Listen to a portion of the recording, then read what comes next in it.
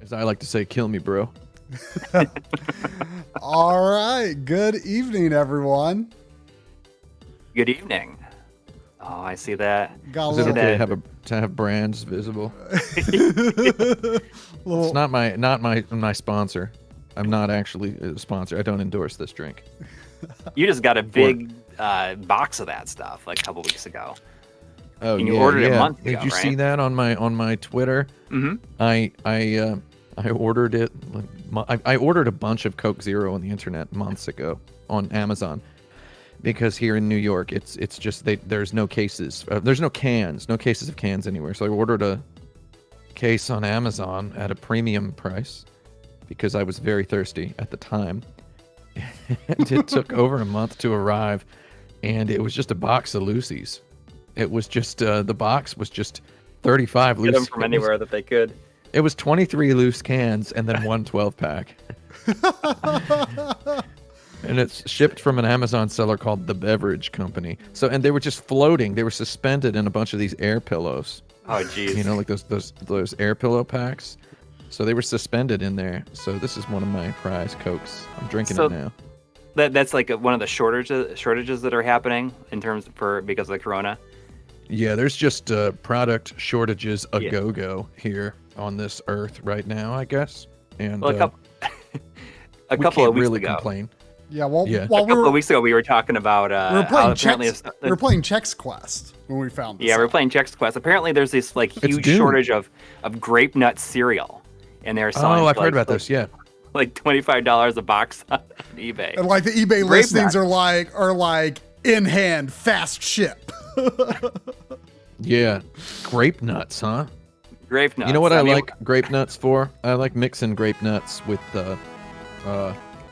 other cereals. I mean, that's not a joke. I'm not trying to knock on. I'm not trying to make fun of grape nuts here. I'm not talking trash about grape nuts. I think grape nuts are pretty good by themselves. But if you mix them with like Frosted Flakes, it becomes like this amazing cereal. I'm pretty it's sure that I've much had more them, dense. but yeah, I can't remember what it was like. So just so everyone knows, for those who lament that we don't use the FrameMeister so much these days, this stream is for you because.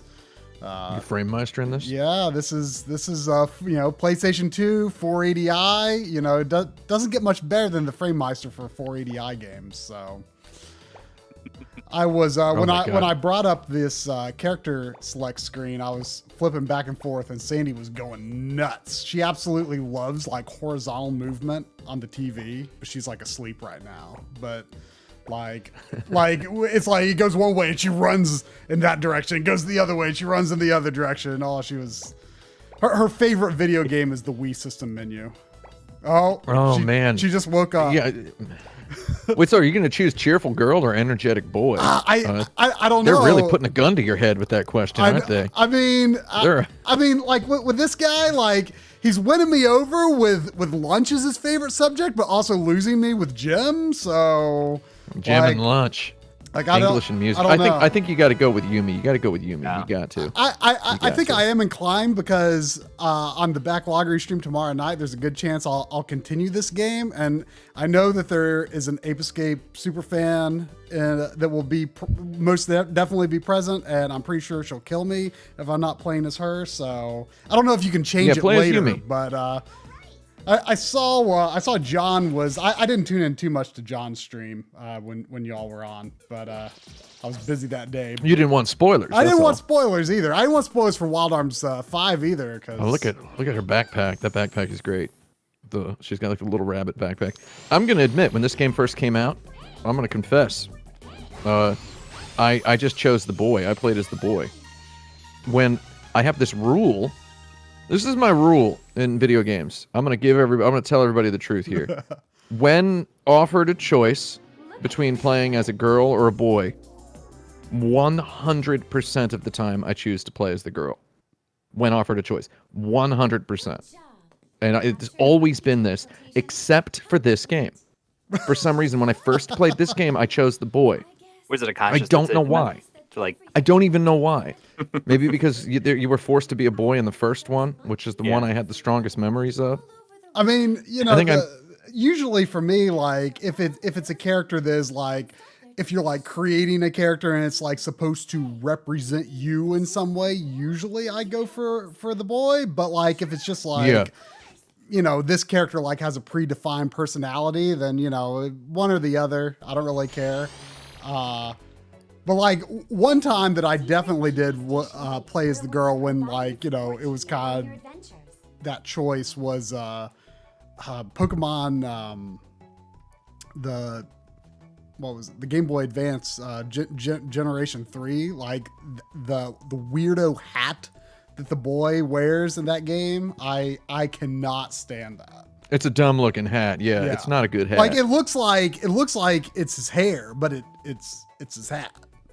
It's terrible. Have you ever watched the anime of the third arc of JoJo's Bizarre Adventure? Because that hat puts off a lot of people. Speaking of a hat that looks like hair, that hat is incredible. You know, oh my god, it's so weird to see that this game. Man, I've never played this game in English. I actually have my copy. Yeah, I know we're a little less hardcore than John's stream. I have to admit. Sado get you 3. Sado get you. Oh man, I loved when I found out what the Japanese title of this series was. I mean, that's and then when you catch a monkey in the Japanese one, your guy says "get you," like that. Get you. You know you want to know what the wildest thing about Ape Escape 2 English version? I mean, first of all, it was published by Ubisoft for some reason. Was it Ubisoft? Yeah. Weird. And, who published this one? Atlas? Wait, is this the Ubisoft one? Or did Atlas do 2 and Ubisoft did 3, or what was the story? I think this is Sony. I'm pretty sure. Sony? No, I'm pretty sure it's not. Ape Escape 3. Ape Escape is a registered trademark of Sony Computer Entertainment. Copyright 2006, Sony Computer Entertainment. Okay, I thought it wasn't Sony. But no, I mean, I know Sony made it. True. I mean, yeah, 2 was the Ubisoft game. But the weird thing about the localization on that one, well, it was published by Sony in the U.S. Weird. The what's the guy's name? The first game is Spike. Second game is like Jimmy or something. I don't remember what his name is. Jimmy. I don't remember what his name in yeah. the second game was, but he was voiced by, he had like the exact same voice as Ash Ketchum, and the girl, whatever her name was Misty. Like, I'm not even kidding. Like, and they were just literally just using the same voices that they use for those characters. That's hilarious. It was really weird. I mean, I guess. Ooh, oh, go ahead. Oh, no, I will do my best to stay on top of the donations as best as I can, but sometimes we get carried away. I just want to go through them really quick. There was a $2 from Mitch B, who just says, "Hello." I'm pretty sure Tim was supposed to read that one. Hello. Uh-oh. Looks like I've got some DualShock 2 drift going on here. Uh-oh. Oh yeah, Ubisoft did publish Ape Escape 2 in the US. That was Ubisoft. One second, let me get another DualShock 2. That's weird that they would. Was Sony just not happy with how the first one did in the US? They decided. I was employed at Sony Computer Entertainment Japan at the time that Ape Escape 3 came out. That was during my time there, and I recall there being this weird sort of I don't know if I don't know if it was animosity or anything. There was some weirdness between Sony USA and Sony Japan,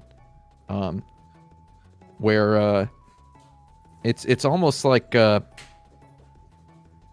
didn't want to publish Ape Escape in the US, and because in Japan, Sony Japan didn't want to publish God of War, you know? Right.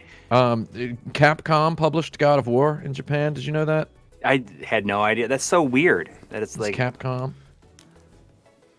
Did you know that? Did you know that Capcom published God of War in Japan? No. What? You didn't know that? No. Capcom published God of War in Japan because Sony Japan did some sort of they always did these internal, you know, I mean, I don't know what kind of NDA.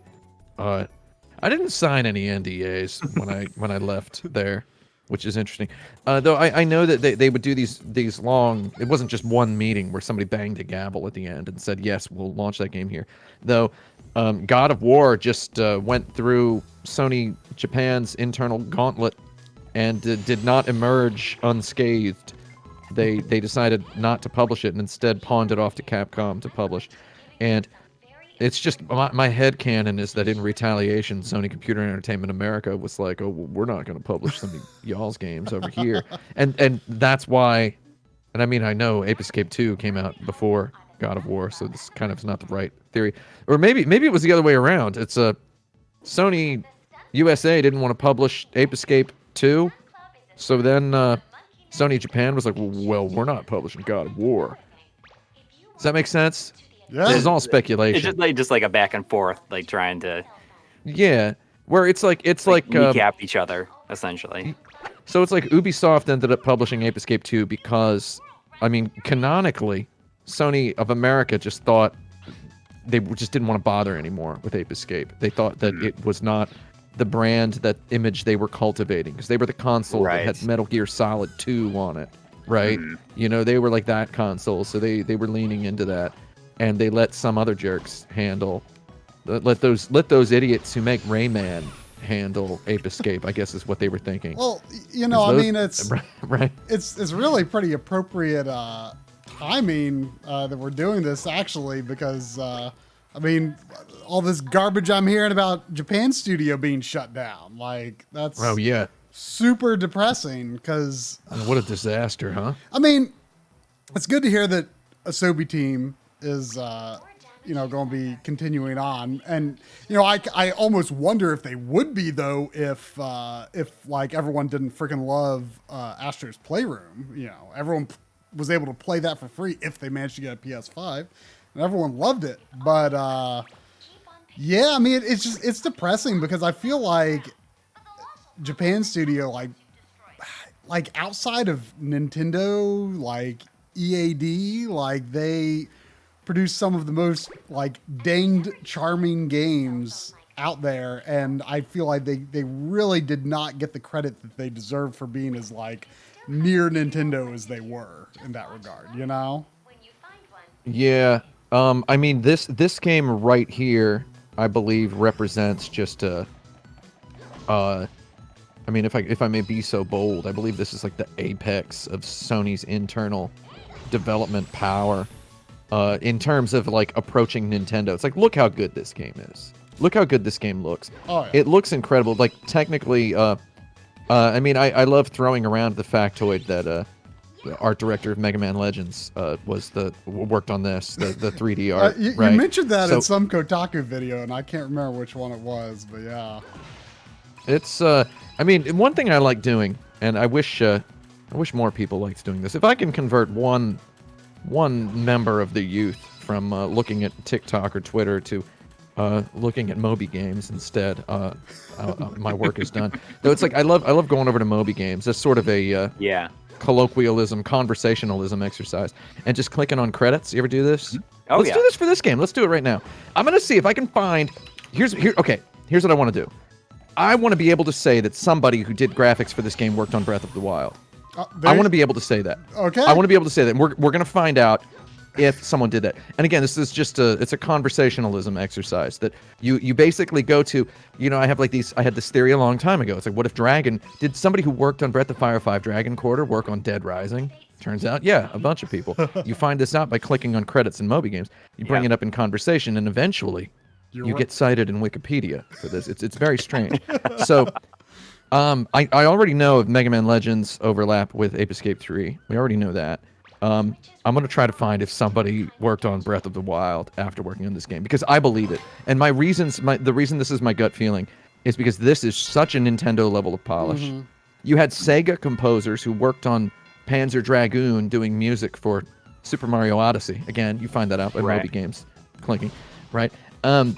I feel like Nintendo drew away a lot of people, and maybe we can find out why Japan studio fell apart. Maybe there was a brain drain. Yeah. Well, honestly, I remember, you know, Nintendo was, I don't think, as technically accomplished as they are now at this time. Like GameCube, I feel like was like a technical weak era for The Nintendo. Wind Waker is still Yes. technical art direction wise. Technical art alone, Wind Waker is one of the most incredible video games Absolutely. ever made. And then in you've terms of- also got stuff like Retro Studios did a very good job with Metroid Prime and the GameCube, but like Metroid Prime was wonderful looking and as well. Mario Yeah. Sunshine is good looking, but then you've also got stuff like Double Dash, like Double Dash kind of Double Dash owns, but it's a little bit yeah, garage like it's a little sale-y. low poly. The character models are very shiny, it's a little yard saley. but I like on the we're- Wii though, like right. Nintendo really. I'm upped on their movie game. games. Yeah. While you're doing that, I'm gonna read these. All right, donations. I gotta make my text real big. I got my glasses off in case anyone in the chat is wondering why I'm not wearing glasses because my head hurts a little too much today. I gotta squint. My head's gonna hurt real bad. All right, I'm gonna start clicking on the credits. Okay. 1 second. Like I'm gonna read these. Yeah, go for it. There's $5 from Crazy Bingo.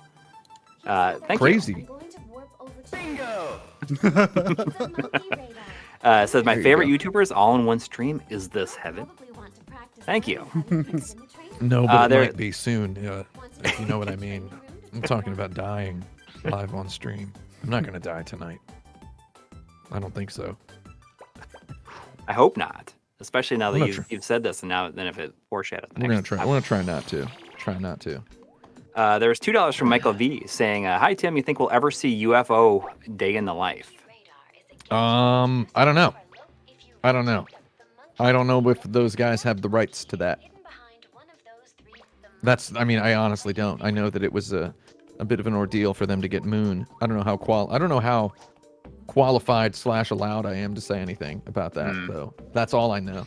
I just know that they had a real time. They had a real time getting Moon back. So.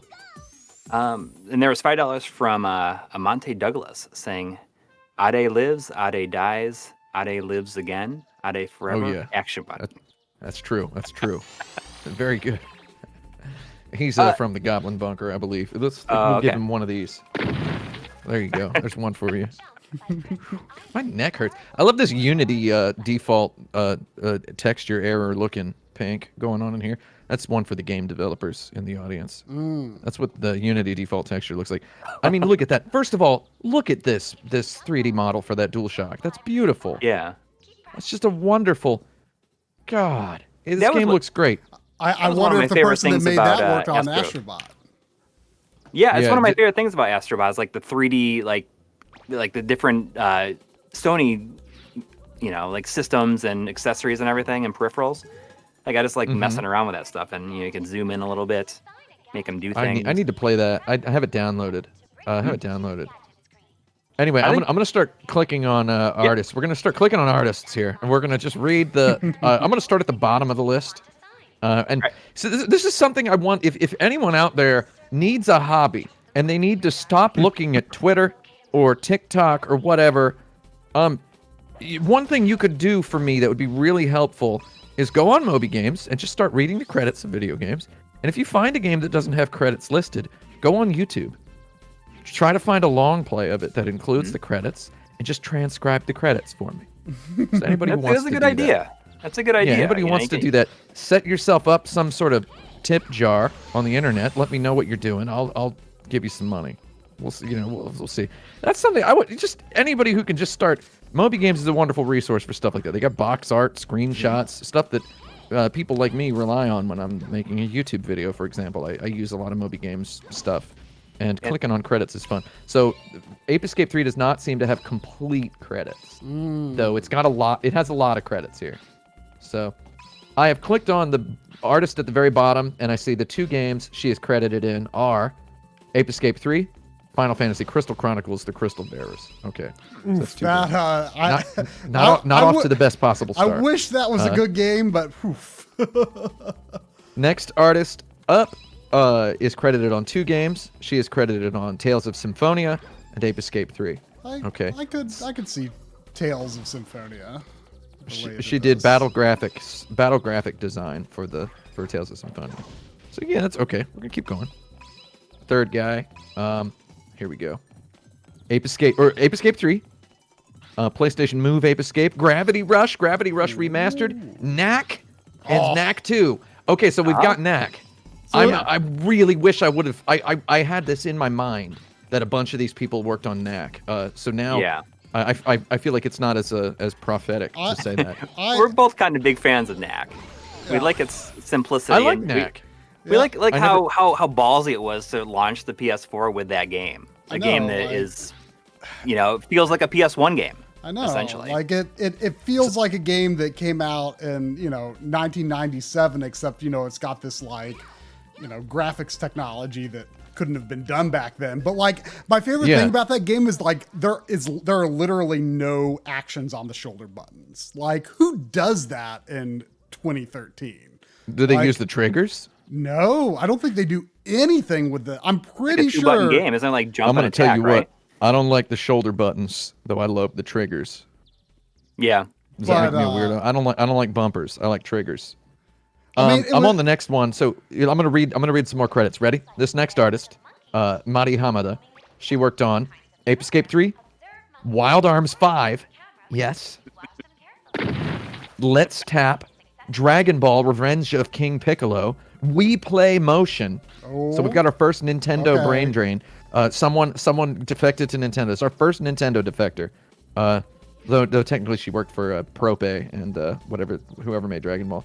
Monster Manor, and then Digimon All-Star Rumble. So we've got somebody working for Nintendo. Haven't found someone who worked on no Breath of the Wild yet.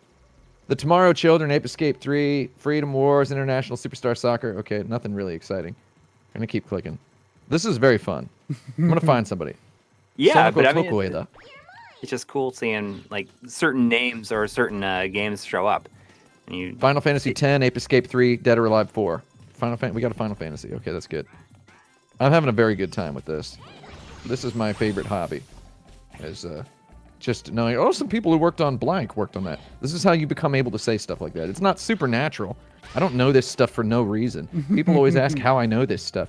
We got a guy who worked on, we got Shuhei Hashimoto, Ape Escape, Ape Escape 3, Battle Fantasia, PlayStation Move, Ape Escape, Persona 4 Arena, God Eater Burst, Persona 4 Arena Ultimate, God Eater Resurrection. And he also worked on Siren 2 as a video cinematics director. We're working our way up the list, so we're getting to. I really need to learn to understand the Siren games because they seem kind of bad, but they also seem kind of amazing, and I can't. I like that one on PS3. Did the one for PlayStation 3 come out? Yeah, the episodic one. There was a demo, but yeah. It's like chapters. I think you can you have to buy it by the chapter or something like that. There was little chapters. There was a European physical release of that. Oh. They called it Forbidden Siren, which is what is that supposed to mean? The siren is sings the song of temptation. Okay, so we've got Legend of Dragoon, Resident Evil, Ape Escape 2, Ape Escape 3, Devil May Cry 2, Crimson Tears, The Last Guardian. Okay, we're getting somewhere. I'm guessing somebody high up in the list is going to have worked on Breath of the Wild. So I'm working my way. We're going to skip a couple of these. Kyoko Koyanagi worked on Legend of Dragoon, Ape Escape 2, Ape Escape 3, Puppeteer, Loco Roco 2. Excellent. Puppeteer. Loco Roco. It's a good game. I like Puppeteer. Yeah, although I've only played it once. Neat little weird one. Ape Escape 2, Ape Escape 3, Legend of Dragoon, Puppeteer, Last Guardian. I'm loving the Legend of Dragoon happening here. We got 2 Legend of Dragooners in a row. I really need to play that. The game's good. I feel like it got kind of lambasted for not being a Final Fantasy game. If I wasn't reading IGN all the time back in those days, I probably would have played it by now. I probably would have played it back in the day, but this is why I don't read reviews anymore. Because people like IGN just kind of just lambasted. Well, yeah. I mean, same thing with God Hand. They give it a 3 or whatever. 3 out of 10. Yeah. I talked to Shinji Mikami about that IGN review of God Hand about 12 times in my life. 12 full conversations worth. 12 full 2-hour conversations worth about that IGN review. His enough life to split a man's skull. His life would probably be a little different right now if it was literally not for that IGN review. I mean, I've mentioned this before, and I hope to someday do a review of God Hand. can't do a review of God Hand on my channel until it's feasible to travel overseas. I mean, there's a guy I'm going to visit and conduct a good 8-12 hour interview with. If you know what I'm saying. A lot of people don't appreciate the other stuff that Mikami has worked on, I think. Yeah. I mean, I'm glad that that Vanquish got a re-release. But I mean, a lot Vanquish of people... is darn good.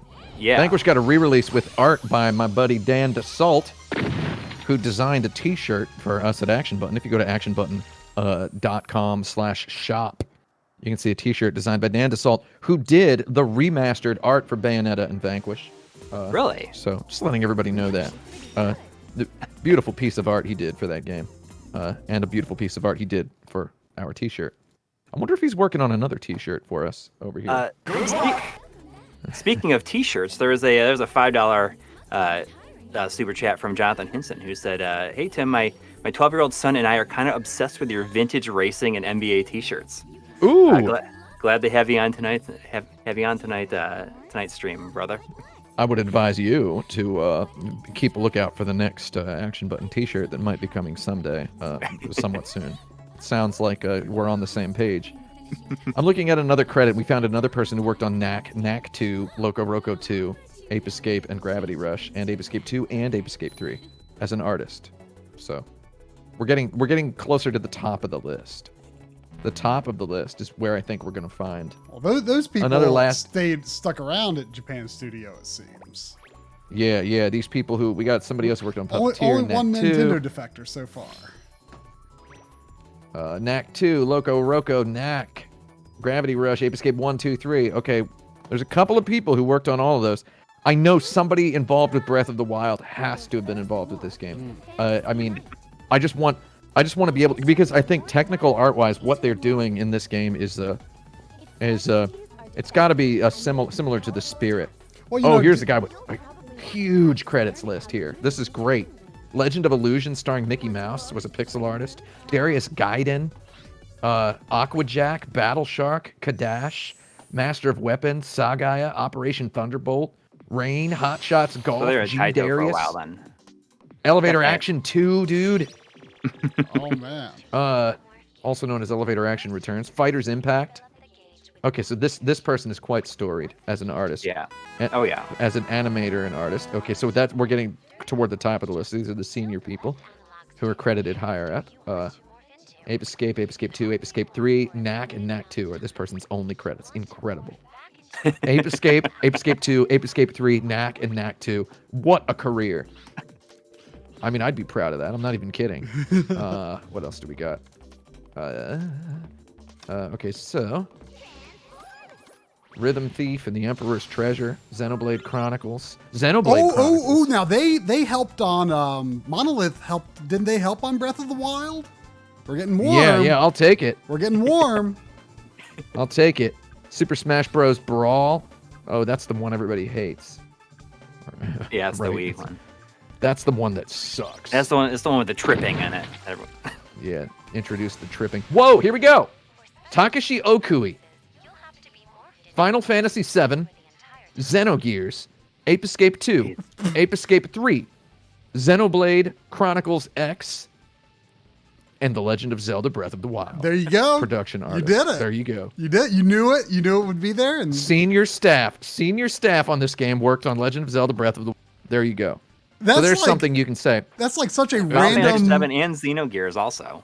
And Final Fantasy 7 and Xenogears. Yeah. Whew. Like he was working. That's the stuff. He was working with the Xeno guy for a while there, and then had this weird tangent with Ape Escape. It's got to be. It's weird. It went from. It's like I gotta get on RPGs for a little while. Went from Japan Studio to what's it called? He went from Square Soft to Sony Japan Studio to Monolith, and then I guess Monolith. He probably worked on Breath of the Wild on the Monolith side, probably, right? I would say, he's a production artist. He was lead 3D modeler for Xenoblade Chronicles X. So yeah, clearly, there you go. See, does that make me smart for intuiting that prior to doing it? No, it's impressive. I've just done this enough to know that you can generally do that. So anybody out there who is looking into. I get asked all the time questions about how to make YouTube videos or get started making YouTube videos. Develop a few habits like that, and you end up with stuff to say. That's right. Yeah. You end up with stuff to say that nobody else. I mean, that's a really. I mean, I don't know what the word is. It's kind of a picky, a pet. I was going to use the word petty. I don't know. It's a petty little tidbit. Petty and not the, it's just a little tiny thing. Though it's something. I feel like a senior staff on this game later worked on Breath of the Wild. So there you go. There's I feel like if I remembered that, and when it came time to actually say that to somebody, I couldn't do it confidently. I doubt myself, even though that I read it and it was, and I remembered it. But then I'd be like, well, is this actually true? Yeah. See, that's the problem. So the thing is, because I'm the one doing this quote unquote research for myself, I end up not doubting it. I won't ever doubt it if I ever drop that in conversation. One of the artists on this game worked on Breath of the Wild later. Breath of the Wild is a triumphant piece of technical art. The fact that they got, man, I mean, you see that phone right there? That's basically what the Nintendo Switch is. It's basically a flip phone from. I love the Nintendo Switch. Okay, I got one right here. It's basically a flip phone with a 512 gigabyte SD card in it. That's all it really is. I love it. Yeah, I mean, if I start playing this Bravely Default 2 live on this stream.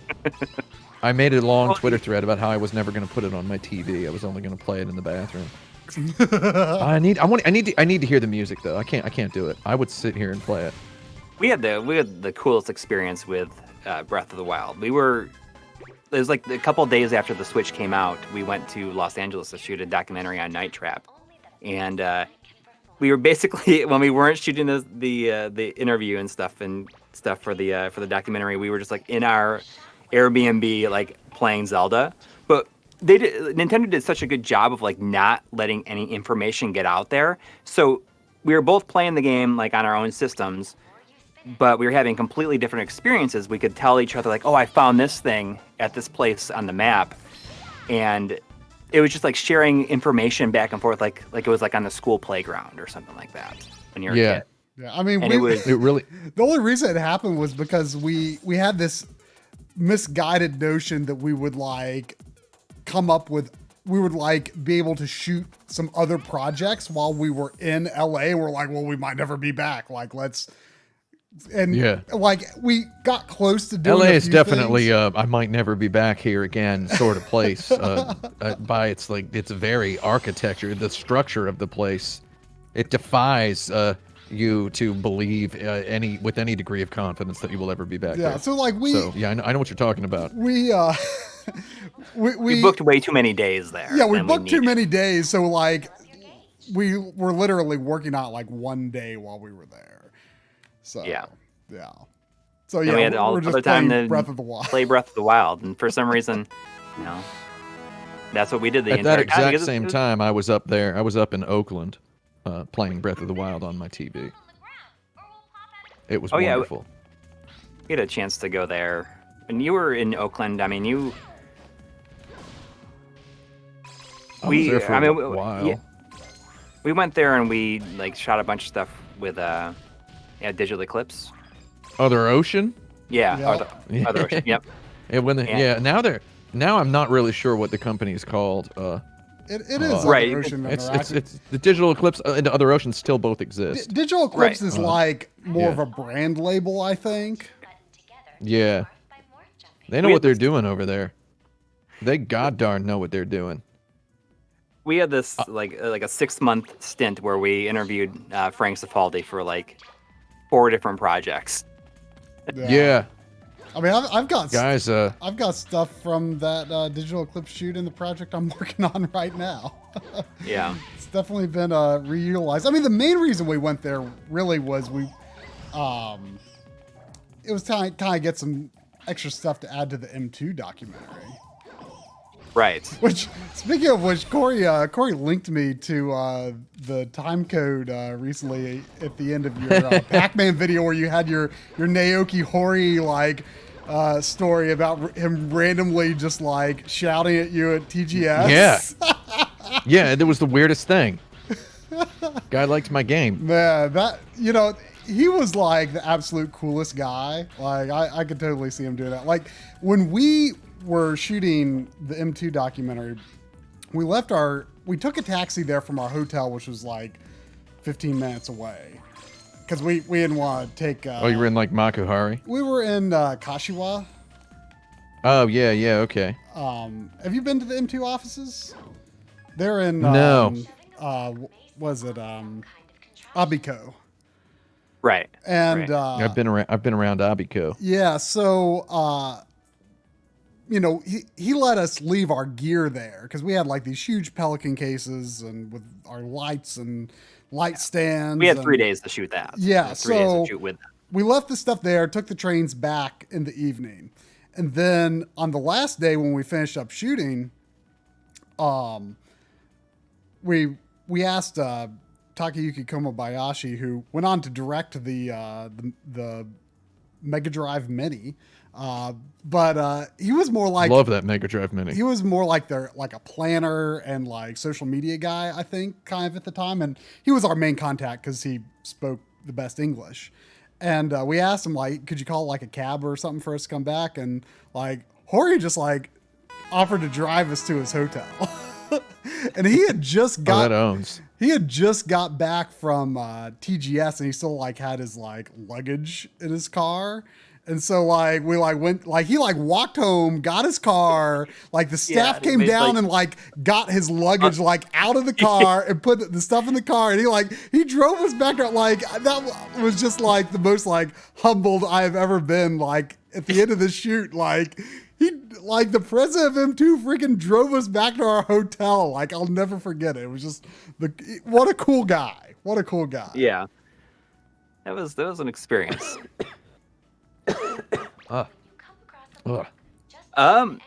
When was that you went to see M2? Gosh, it was 28. It must have been summer 2018. It was, yeah. It was like April 2018. Yeah, April. Wait, because was it? No, when was it? 2019. It was. It's the. Has it been 2 years since that video came out? It was. I guess it has. But you said. I'm pretty sure it was. You said summer. TGS, right? Or no, GDC. I think it was GDC. I think it was GDC. Or was it E3? I think it was E3. It was right after E3. Uh-oh. What was the weather like? It was pretty hot. Was it nice? Well, I mean, here's the thing. Like, I live in Charlotte, so like, if you look at the latitude, Tokyo is on the same latitude as Charlotte. So everyone talks about like how miserably hot Japan is in the summer, and like, don't get me wrong, it was hot, but like, you know, it didn't feel a lot different from home. I live in New York City right now, and I can say quite confidently that the hot summers are hot pretty much everywhere. Oh, yeah.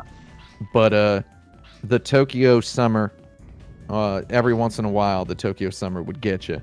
You know, it's just every once in a while that it gets you. It is not horribly bad every year. Though the worst summers in Tokyo were pretty bad. But I liked it. I mean, because the air conditioning is beautiful. They actually turned the air conditioning down just like on a global scale in Japan for some green plan. I was just in Tokyo in September 2019 for a bit working on a thing, and it was extremely hot. It was so hot in Tokyo in September of 2019, unseasonably hot, that I didn't buy any of the clothes I wanted to buy. You know why? Because I was ashamed to try them on. Because I was sweating so much. Oh, gosh. So I planned on mild weather and being able to unashamedly try on whatever clothes I wanted to. And no. It was just, it was over 100 degrees every day. And it was like mid-September. Yeah. There was a typhoon, too. So it was just all around bad news. I mean, really, the thing for me is, I'm not used to city life, so like it was just a lot more walking than I was used to, and especially like the last day when I was trying to figure out where the heck the entrance to the express train to Narita Airport was. Like, I didn't understand it was the subway, like not the train, and we were like walking all around Ueno Park, like trying to find the entrance to the subway. Like lugging that huge pelican case. And that really long like light stand case and all that. Yeah, and I couldn't feel my pinky toe for like a month after that.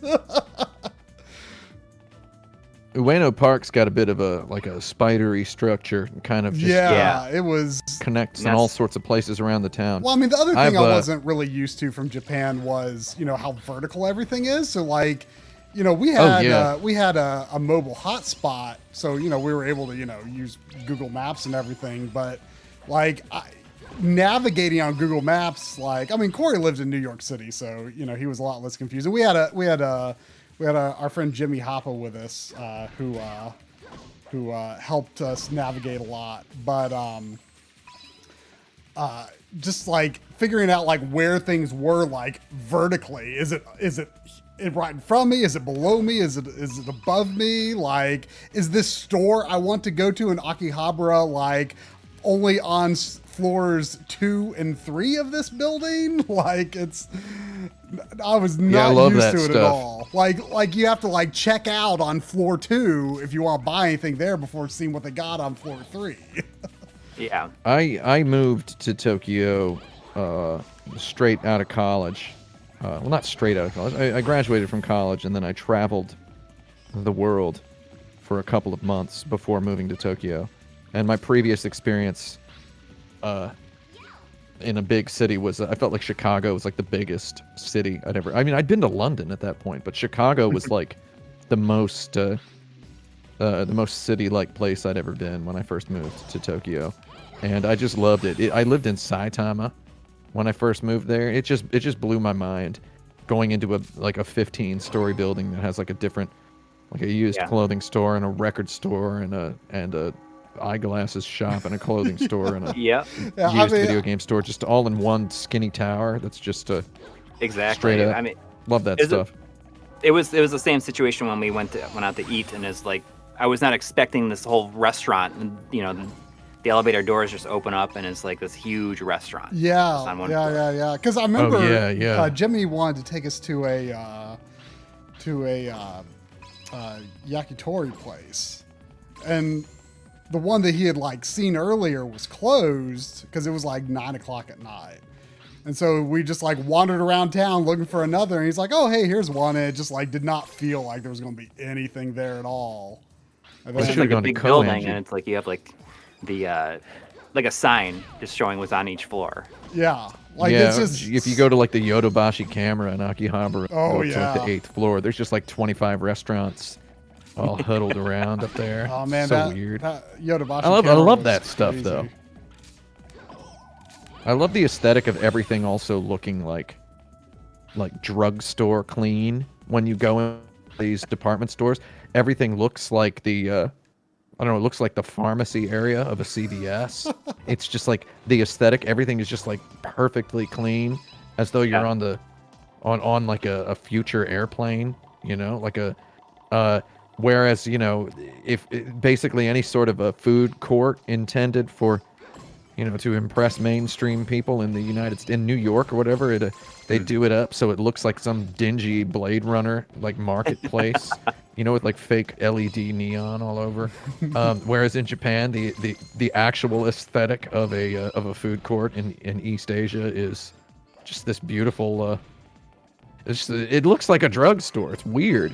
I'm just thinking of that Yodobashi camera because I'd never been to the restaurant corner at the Yodobashi camera when I lived in Japan, but I walked through there when we were there back in. I keep thinking it was September of last year, which is really sad because it was actually September of the year before last year. Yeah, I mean last year's gonna feel like the lost year. 2019 perpetually feels like that was last year. Yeah. Yeah, it's so strange. Been at home for like a year now. I mean, I guess this is the conversation everyone is having all around the world at the same time. You know, when they announced the new Final Fantasy VII Remake DLC the other day, Try and I didn't really like the ending at first, and over time I feel that our opinion has changed on it, and I've started to feel like strangely nostalgic about that game. And I think weird, it's just because like at the beginning, like when that came out, that was like right when lockdown started. And I was kind of thinking like, oh, it's going to be fine. Like we're just supposed to stay home for, a few weeks and everything's going to be fine and this will be all over. And this is just an excuse for me to easily sit at home and not have to worry about anything and not feel bad about playing games like all the time. And, I played through it in like a week and a half or something like that. And like for an RPG, as someone who has 2 kids, like that never happens. Like it just took me, 3 weeks to finish Ys 9. And I want to play Ys 9. I'll play it eventually. It's good. I can talk a while about that one too. But anyways, I've strangely become kind of nostalgic about that time. And it feels like such a long time ago and my opinion on the game has changed, on the ending at least. I'm excited to replay the new version. Oh yeah, play it at 60 FPS. Yeah. I'm definitely going to play that. I have this expectation, and who knows how true it is. Though, who knows if this is going to turn out to be true. I have this expectation that they're going to announce the PC version. And it's going to come out the same day as the Yuffie DLC comes out exclusively on the PS5. It's my guess. Oh, okay. It's my prediction. And then I'm going to play the whole thing at 120 frames per second on my TV. On this, I'm surprised that you feel like playing through it again. PC. I've thought about it, and yes, I've considered it, and yes, I will play it again. If it does not come out on PC on the same day as the PS5 you can play the one, free upgrade, I guess. Yeah. I'll play this. I'll play it at 60. I would rather play it at. My PC, I'm certain, can handle it at 120. I would like to play it at 120 frames per second, but I probably won't be able to unless it comes out on PC. But I will play it at 60 if I have to. If it's settle for 60. But also, if I settle for 60, I also get to play with my. I can play a hard mode save. Right. So, whereas that's what I was gonna say. It's like, are you gonna start from scratch? If you play it on the PS5, you're gonna start from scratch. The best way to play that game is to play hard mode with the pre-grinded party at like level 50 with all your materia leveled up. Getting there is just like 100 hours of kind of boring work. It's not boring. Oh wait, the game is great. You can play hard mode with a non-fresh file. No, I'm just saying that's to have a fresh to have it kind of built up. You need to. The hard mode is New Game Plus only for FF7 Remake. Yeah, so you do the chapter select. And you can play the levels on hard mode. Yeah, you can just play them individually if you want. I've definitely kind of been afraid of it, but I feel like if I replay it on PS5, like I may as well. Yeah, play hard mode. Yeah. So what is the deal with like the normal classic mode difficulty? I didn't really understand what it means. So I get a lot of people. One of the most common comments on the review that I did of the game is, "Why don't you talk about the classic mode?" And I'm like, "Oh man, I just never played it." I played this game all the way through like 4 times. I never played the classic mode. So I believe the classic mode is like turn-based, right? Well, no, it's supposed to be, but they pause it. They pause the action and you enter the commands. Is that it? No, like it's really not classic like they're acting like it is. Like I only played it that way on the demo, so I don't fully remember. Yeah. Oh wait, yeah, I'm supposed to catch him. I think you just don't have to like physically move the characters, and they like you don't have to actually hit a button to make them attack, but you just like watch them do their thing, and then you manually enter the commands that use up ATB and stuff. just like you do Yeah. regularly. The difference is you don't have to move. Although I think if you move the stick, like they do move, but I don't think you have to, if I remember. So Yeah, it's that's like, weird. That's kind yeah. of like when John Madden football suddenly, I still call it John Madden football all the way Same because here. that's it's it just gets tattooed on your brain that way. Mm-hmm. When John Madden football introduced the whole drop in drop out thing, where it's like if you don't touch the controller for 2 seconds, it just starts playing for you. That's like on Genesis, right? So Yeah. it's like it'll just start playing the game for you. I guess that's probably what this classic mode is like. But the normal classic, basically, apparently there was an issue. A lot of people felt the easy mode was like brain dead easy on the FF7 remake. And then the easy mode. And then classic was enticing to some people, but it was only available on the brain dead easy mode, which is like, I did play, okay. I did play one chapter on easy just to see what it was like. And it was, I mean, it was like credit feeding Teenage Mutant Ninja Turtles, the arcade game. Basically, it was like, it was very, very stupid. I mean, it was mindless. It's like you just basically do the attack over and over again, and the guys die. It's very simple, and I mean, I feel like the difficulty in that game was all over the place as it was. Yeah. I feel like the hard mode is the real game. My whole review hinges on my thinking that the hard mode was definitely the way that the game is meant to be played, but you can't play it that way right away because you have to grind your dudes because it's an RPG. And then the easy mode was like, we should put an easy mode in here because we made a really technical game. And the easy mode, it just feels like they had a spreadsheet and they were able to just multiply everything by like 0.25. And it's now just everything dies faster. You get more money. I don't know what it is. It's just felt bizarrely easy on easy, and it felt like there was just none of the nuance of the game. They could have balanced it a little better. So I feel like that's why they added a classic style to the normal mode. And that's got to be makes why. sense. Yeah, well, I Yeah. mean, our friend Game Dave, like when he, platinumed the game and did his video on it and stuff. I mean, he said that like the game really does feel a lot more like an RPG. Like by the time he like finished playing it on hard mode and everything, because like I had been kind of saying like, I like the game and everything, but is it like even an RPG at this point? Like because every like modern action game has RPG elements. Like, is this any more of an RPG than that is? And Dave said that like by the time he got done with the hard mode, he definitely felt like it really does feel like an RPG. Yeah, I mean, the like hard something like mode, Final Fantasy 15. you really like, have to. I don't know. Hard mode is great. So either you guys play hard mode on it. Neither of you played the hard mode. No. So the thing about the hard mode is I hate starting a sentence with the thing about blank is the thing about the hard mode is you don't recover MP at the rest points. Oh, right. You only recover MP by getting the Mako shards, by destroying boxes, or by imbibing MP recovery items, which you can usually purchase a few of at a vending machine. So you basically it makes money a bit more valuable. Though at the same time, there are these materia in the game. There's prayer and there's chakra, which Tifa comes equipped with chakra. Aerith comes equipped with prayer. Prayer recovers a percentage of everybody's HP when you use it, and it requires 2 ATB bars. And chakra, prayer recovers. It's just a spell that recovers a little bit of everyone's HP, and you level it up, and it recovers more. Uses 2 ATB bars. Chakra recovers a percentage of your HP when you use it, and it only costs 1 ATB bar.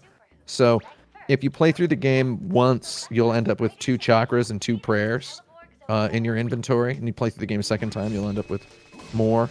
So the idea is you just have to use chakra and prayer. In other words, it kind of turns it into a Bravely Default like, where you're using ATB to heal during battle. And when you play on hard, you get this very RPG-ish sensation of you get to the end of a battle, and I got very good at using prayer on like the last frame of like a random battle. Like you kill a guy, and then right then I had my hotkeys, because you got to really get good with the hotkeys, where you hold the, well, it's a shoulder, but I had it on a paddle on my scuff controller. So where you hold the paddle and press the face button to just like slam off a prayer right as the last enemy dies, and it feels very and you're basically just forces you to use everybody's ATB abilities a lot, and you learn that magic is kind of like not super great in that game. Really? I mean, don't you by need itself? I mean, you need it to like stagger the enemies, right? That's yeah. So it's not it's useful as like a tool in technical circumstances. Right. So when you were forced, Final Fantasy 13 is a similar situation where like physical attacks are like slowing the stagger meter, magic attacks are increasing the meter. Mm-hmm. But then real damage is done by regular attacks once they're set. Magic. I mean, when I say magic isn't that useful in the game, I guess that's wrong. Magic is extremely useful. It's just it's not in the traditional sense where it's like an elemental weakness per se. It's mechanically a different thing. So like when you're playing on hard mode, you are thinking in terms of just maximizing everything that you can do. You want to get the maximum effectiveness out of it. So Aerith has this ATB ability called Arcane Ward, where she lays down these this pod thing on the ground that if you're standing in it, you can, there's a chance that you'll cast your magic spell twice. Oh yeah, I love that. Right? One, yeah. So you use Arcane Ward, and you just start using that. So basically, you get into every boss fight, and I mean, I played with Aerith, Barrett, and Cloud was my typical party. You get into every boss fight, and you're just like lay down an Arcane Ward, use the magic that the boss is weak to, so that you can double it up and you can stagger them extra. And then once they're staggered, you use the focus attacks to like boost the stagger meter way up to boost the damage percentage up. And then if you have a limit break, you like fire off a limit break, and it feels very RPG-ish. Mm-hmm. It feels kind of like a perfect fusion of like an RPG and a character action game at that point. So I thought that was real neat, and it was a very neat game, and it really helped me understand like the architecture of the battle system my third time through the game, you know. So I felt like it was really just buried in there. Yeah, I mean, by being called hard mode. Right. Well, I mean, I remember finishing it and then seeing the limitations of like, oh, you can only heal at the benches and stuff. Mm-hmm. And you know, after like, I struggled on the last fight on. Oh yeah, hard mode has no items too. Which you cannot use items in hard mode. Like, as someone who like struggled with the final battle, that felt like it's like, no, I'm not going to do this. Mm-hmm. You know, I didn't have the desire to put myself through that. Once it clicks, though.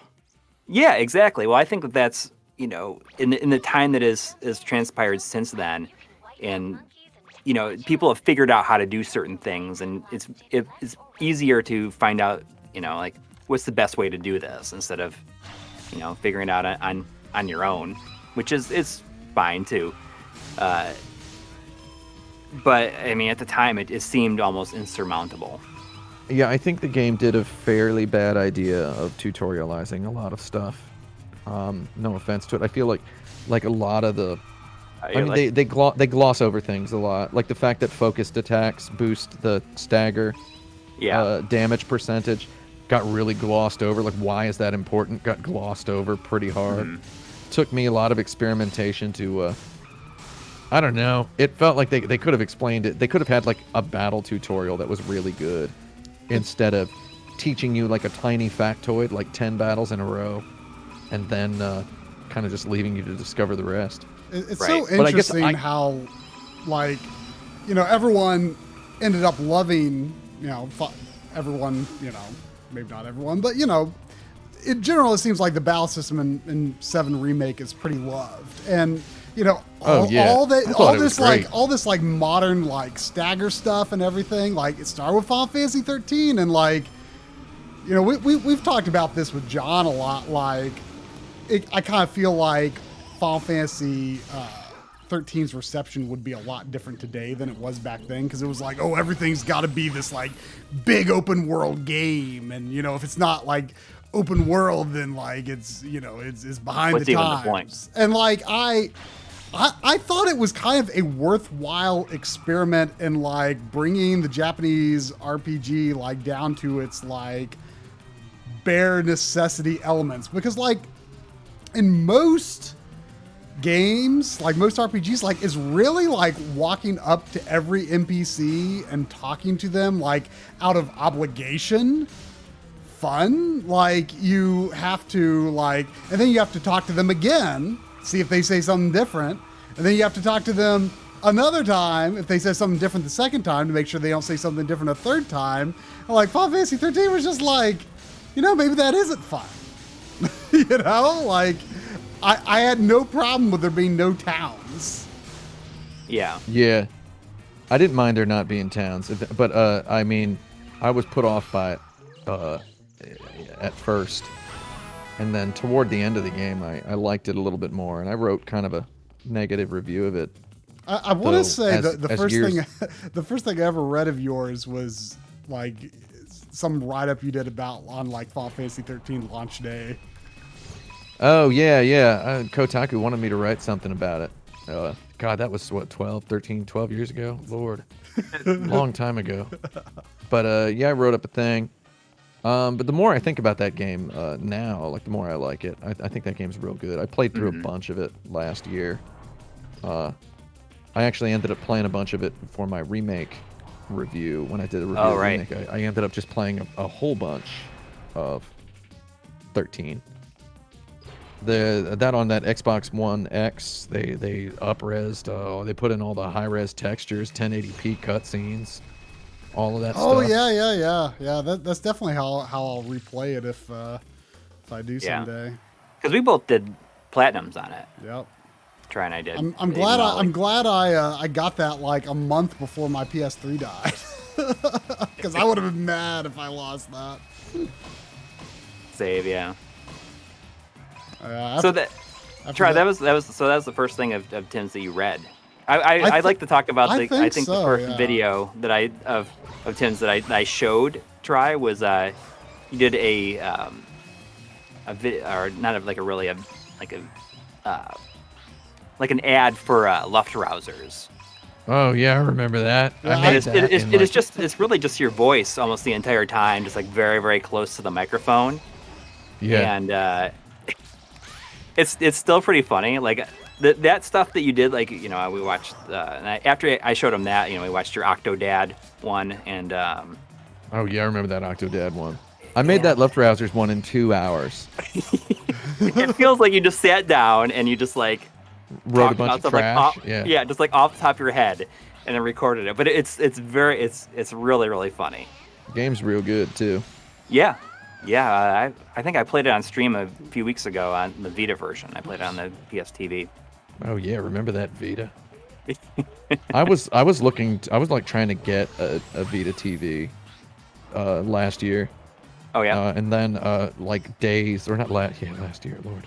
And then days later, Sega just announced that they were releasing Persona 4 Golden on Steam. Oh yeah. Or that they just had, and I was like, oh okay. And then I guess I never went back to trying to get a Vita TV. They're kind of expensive now, but they're not that bad. Oh, yeah, I think they went way up, and now they're kind of going down a little bit. So there is a. It's because you can get Persona on Steam. Yeah. That's got to be why, right? I still think it's funny that like our best performing video last year was that PlayStation TV / Vita video. Yeah, I mean, so if you hack your system, there's a thing called Sharp Scale, which makes it so that it does an integer scale of the game instead of like how the PS TV makes it look all smudged and like puts like a bilinear filter over the whole screen and does not look good. This like removes all that, so everything is like super crisp and pixel perfect, essentially. And it's a real game changer for playing those games on the system. I really want to. I got to get some more video game equipment over here in general. I'm glad that Bob's helping you out with the. Oh yeah, the PlayStation PS1 digital. Yeah. Yeah. That's my number one most wanted thing, because I've got couple of PS1 games I want to play. That's pretty amazing. Yeah, I mean, thinking of playing some PS1 games pretty soon. What do you think? I'd say yeah. I mean, the PS1, like as time goes on, I say this all the time, but when I was younger, I never thought that I would like PS1 would be something that I was like really passionate about.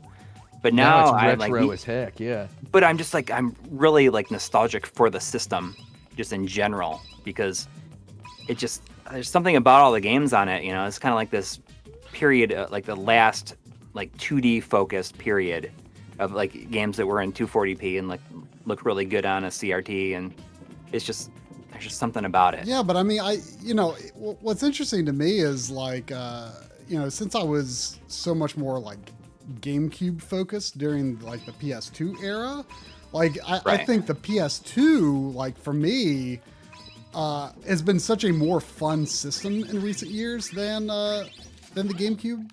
Like I like the PS2 a lot more than the GameCube, just because like delving into all the library of games that I like skipped over during the day in favor of GameCube. Yeah. Like I had a PS2, I didn't play it. I didn't buy as many games for it as I did the GameCube. Because like at the time, I mostly only played like RPGs on like my PS1, and I branched out a little more on PS2. But I was like, Ape Escape. Like I play platformers on my N64. Like. So, I'm a bit biased for the PlayStation 2, but I like just kind of thinking of all the weird PS2 games that are out there that people don't talk about, like this, right? Like this here, like Wild Arms 5, like, I mean, Japan-only games, like, I think Berwick Saga and Armodyne are, like, 2 of the 5 best strategy games ever made. There's games like that on the PS2 that just don't really... I mean, the Berserk game on PS2, Garoden, Break Blow, Fist or Twist, games like that. Love games like that. There's a whole bunch of games on the PS2 that people don't know about or talk about. Yeah. But, I recently collected a folder of 131. I'm looking at it right now. It's called my PSX Good Boys folder. It's the Good Boys folder. 131 games that I've never played for the PS1. Is Incredible Crisis in there? Oh no, I've played Incredible Crisis. Okay. In fact, one of the guys I worked with at Sony was the former guitarist of the Tokyo Ska Paradise Orchestra. Really? He was the Kacho of the section. We had a great time playing that on stream a couple weeks ago. Oh yeah. Kanazawa-san was his name. He actually quit Tokyo Ska Paradise Orchestra to work at Sony Music, which then became Sony Computer Entertainment, or the part he was in. Kanazawa-san, yeah. So that's basically how Tokyo Ska Paradise Orchestra ended up scoring a weird little video game. I know that game.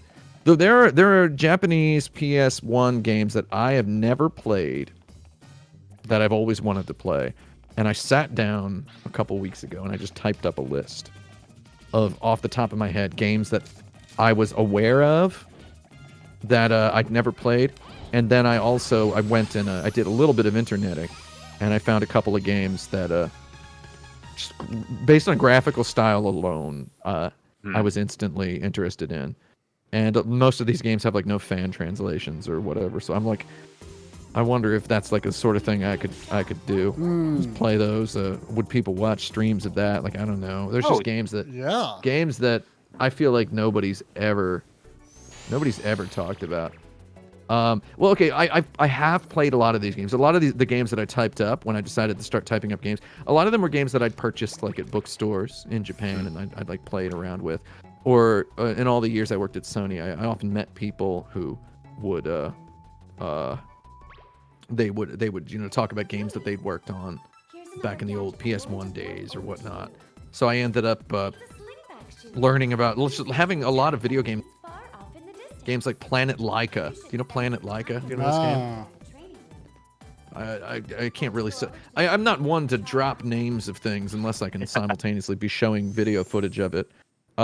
Yeah, like the game Planet Laika was a game I got interested in, and I purchased it at some kind of bookstore and played it for like 20 minutes, and I was like, this completely owns. I feel like such a cool person for knowing about this. Games like that. My baby is here, in case anyone hasn't noticed. This is my child. His name is Bibbity Babbis. We call him Bibby Babbis. Want to say something? He's got nothing to say. He's my little dog. A lot of people in the chat, a lot of people in the chat are mentioning my neighbors have a little poodle, and his name is Pootie. Pootie. Yeah, and he just toy poodle, mini poodle. I don't know. He's old. I don't really know that. I've never been a dog person. I've always had cats growing up and still do now, so I don't know the differences between different kinds of dogs. But I'll tell you the difference between dogs and cats is I'm not allergic to every dog. So cats are just constantly blasting. They're just reverse vacuum cleaners of themselves, just constantly blasting their hair all over. Yeah. Where's he going? And even if you pet them, then it's gonna all get all over you. It's there's no escaping it. Yeah, just their hair is just they're reverse vacuum cleaners, what they are. So they're just blasting it. Whereas my little dog, surprisingly little of his hair gets anywhere. My neighbor is he's always yelling at his dog. He's an older guy, and I think the dog is pretty old too, and he's just Pootie, come here, Pootie, Pootie. It's definitely become a stream meme with our Pootie. Pootie. I like those little poodles. I like them. Yeah. Yeah, I think that Pootie just wants to see other people, and this is right across the street, so Pootie kind of walks into the road to come over and visit. So I think that's why nice. He gets so upset, and starts yelling. He's get over here, Pootie. Pootie. You gotta say it with the accent a little bit. Pootie. I like those little poodles. Yeah. Pootie's pretty nice. But I think that if we ever see Pootie out there, we always try to sneak out because we know if Pootie sees us, he's gonna come over to see us, and he's gonna get yelled. He's gonna get yelled at then too. Oh yeah, get happy, get yelled at. Kind of sounds like me back in the NES era.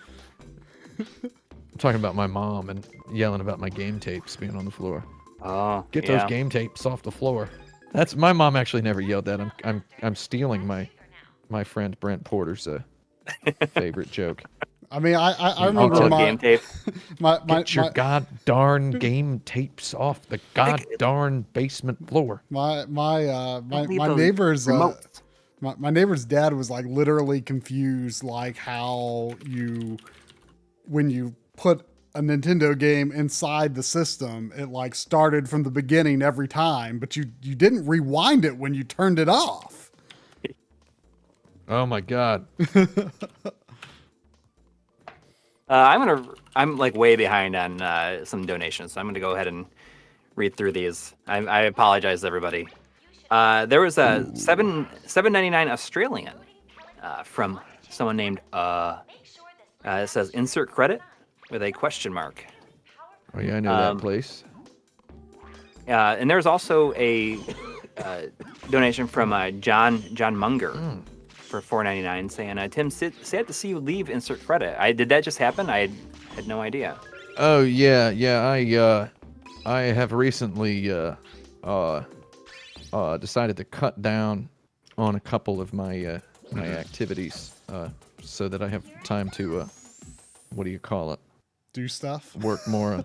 Yeah, I've got a couple of things that I'm working on that have really squeezed my free time down to pretty much zero. I'm doing this stream because I promised you all I would.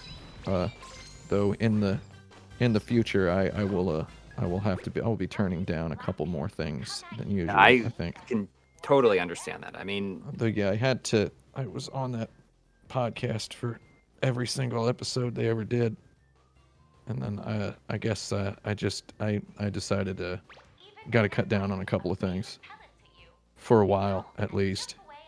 Because even if you're not recording, you're thinking of you're preparing for it in some way or another, and it just stuff builds up, and it's I just want to be. I need to relax once in a while here. It's a whole lot more. It's I mean, there's a I don't know. When I was working at Kotaku.com, I think that's what it was called. I don't know. It was some website I worked for. Kotaku, I think. There was always this. I made videos, right? And it was my job was to make videos, and I made them. I made usually about a video a week, sometimes two. I was proud of having a couple of weeks where I did 5 videos. I developed a style of video that I liked to make. And let's not even talk about what it is. Let's just assume that it's ethereal, right? So I had like a style of video that I liked to make, and I was like, I'm gonna make more videos like this. And I recall hearing someone say, well, why don't you just make videos like this instead, like easy ones, like these people on YouTube, look at this. And I'm just like, that's not me. And even if I was making videos like that, I would want to make them a little bit more like maybe like this. And I'm being very nebulous here. It's like I can't. If I'm gonna sit down and make like a 10-minute guy in front of a webcam, yo, what's up? Welcome to my channel. What's up with video game news today? Like if I'm gonna make videos like that, there's no way I'm not gonna. I mean, though it may be a 10-minute video, there's no way I'm not gonna spend an hour on each minute, Right. and then spend an hour thinking about each minute outside of the filming of it, before the editing of it, the preparation and whatnot. It's what I'm trying to say is there's just if a guy's on a podcast that's an hour long every week, it's I don't know. There's a lot more than just being there for the hour. Right. Yeah. And absolutely. And like people ask me all the time, and I feel like I'm being mean to these people, but people ask me all the time, they're like, you're doing this review of Cyberpunk. I'm working on a review of Cyberpunk 2077.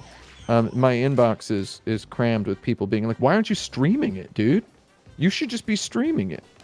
And then use that footage from your streams for the reviews. And I'm like, man, that's a great idea. But also, streaming the game is definitely. I mean, I don't think people. There's still out there people that just kind of think they're streamers. Their favorite streamers are just kind of having fun playing video games.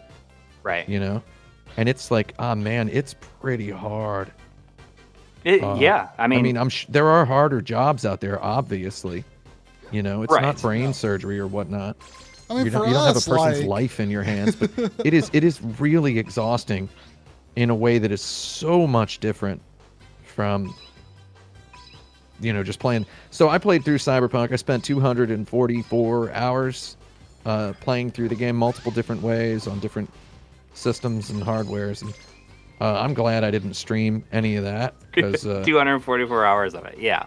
yeah, it's like, I mean, maybe I could have streamed 20 hours of it. I don't know. Though I just I feel like there's just thoughts that you don't have Right. when and you're streaming Yeah. the game. Yeah. Because you have to And think about it's- the chat and what if people are enjoying it. Anyways, like I mean, I think I that's believe one of the I'm reasons. yeah. I think that's the reason why we do like our Sunday. We do streams every Sunday night, and that's like basically it. Sometimes we'll do some extra streams here and there, but for the most Yeah. part, it's just like we're, like we'll play through an entire game like if we can finish it during that stream, but we won't resume it if we don't finish it. We won't like stream the rest of it or anything. Right. Well, I mean, and too, like, Yeah. generally we pick games that, like this game has some text in it, but for the most part, like, you can figure out how to proceed without reading very much. And like, but Yeah. anytime I stream a game where like I need to pay attention to what NPCs are saying or else I won't know where to go, like, something about being on a stream, even when I'm not like paying that much attention to the chat room, just something about being on a stream just puts me in a different mindset where I like can only pay so much attention to what like characters and signs in the game are actually saying. Like you think about it differently. It's different. Like for the stuff that you do, you want to make sure you get like your normal like thoughts on the game, like over the course of playing. Yeah. there's a horrible state I have to be in while I'm playing a video game, usually, in order to like prepare for the sort of stuff that I'm going to end up doing in the review. And then during the process of editing, I mean, that Tokimeki Memorial video was, I must have worked like, I say I worked 17, 20-hour days in a row. That's a little bit of an exaggeration. I think it was there were some 16 hours and some 18 hours and some 14-hour ones in there, though. I mean, it's like a lot of work to do all that editing, because I'm doing it all by myself. Yeah. I'd like to have a full-time staff at some point. For some reason, I thought you had an editor recently, or you were looking to hire an editor for like a little bit there. Yeah, I had a couple of guys. They're good guys, good fellas. They helped me out for a couple videos. They both have full-time jobs and everything. Right. And it was a nice experience to learn what it's like, what my expectations are to work with someone. And I basically learned at the end of the experiment, I learned that I don't really know what my videos are yet. Does that make sense? Right. I don't really know what the exact thing is, so it doesn't exactly feel right to have somebody working full-time until I know exactly what I want them to do. So I feel like I was not very good at working with those editors, both consummate professionals as they were. Though I'm looking into getting the projects kind of structured, just saving up some money so that I can, hire some people full time. I want to hire at least one person full time. I've always been kind of curious about what your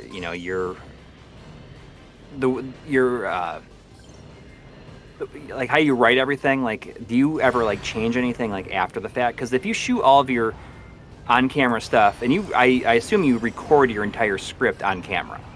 Oh yeah, whole script is recorded on camera so that you get that audio flow. Right. Couple of things. I make sure that the way it works right now is, in order to film my script, I have to get on an airplane, right? Like I literally have to go somewhere to film it. And that sounds inconvenient, and I mean it is, because nobody likes. And your script has to be like exactly where you want it to be when you get on the plane. It forces a whole bunch of it forces an element of reality onto it. Yeah. It forces this reality where it's like I know the script has to be very locked. I have to fact check everything. If something slips through my fact checking, I have a really good time visually indicating it on the video by putting some words on there and being like, oh, actually this is wrong. And then getting comments where people out themselves as, first of all, knowing too much, and second of all, not actually having watched the video, just listened to it instead. Or people are like, oh, you got this wrong. And it's like, ooh, yeah, I know. My foot is tangled up in a cable under my desk. I don't know what happened. I was sitting weird on my leg. My leg is right now. Hold on. I'm starting to get sort of. I've got. Has anybody in the chat ever had pericarditis? Do you know what pericarditis is? I got that right now. You were describing it to us before the stream. It doesn't sound. Just letting everybody know that it's not good. It doesn't sound fun. I'm going to my doctor on Tuesday, and I hope to be prescribed a. I've been taking anti-inflammatories over the counter, which is the City MD urgent care recommendation. My health insurance kicks in, and what do we got? 2 hours and 25 minutes. 2 hours and 25 minutes, baby. And I got health insurance. Is there a reason why it had to be on a certain amount of time, or did you have to get approved for it or whatever, and then it starts? Oh, I guess tomorrow's the 1st.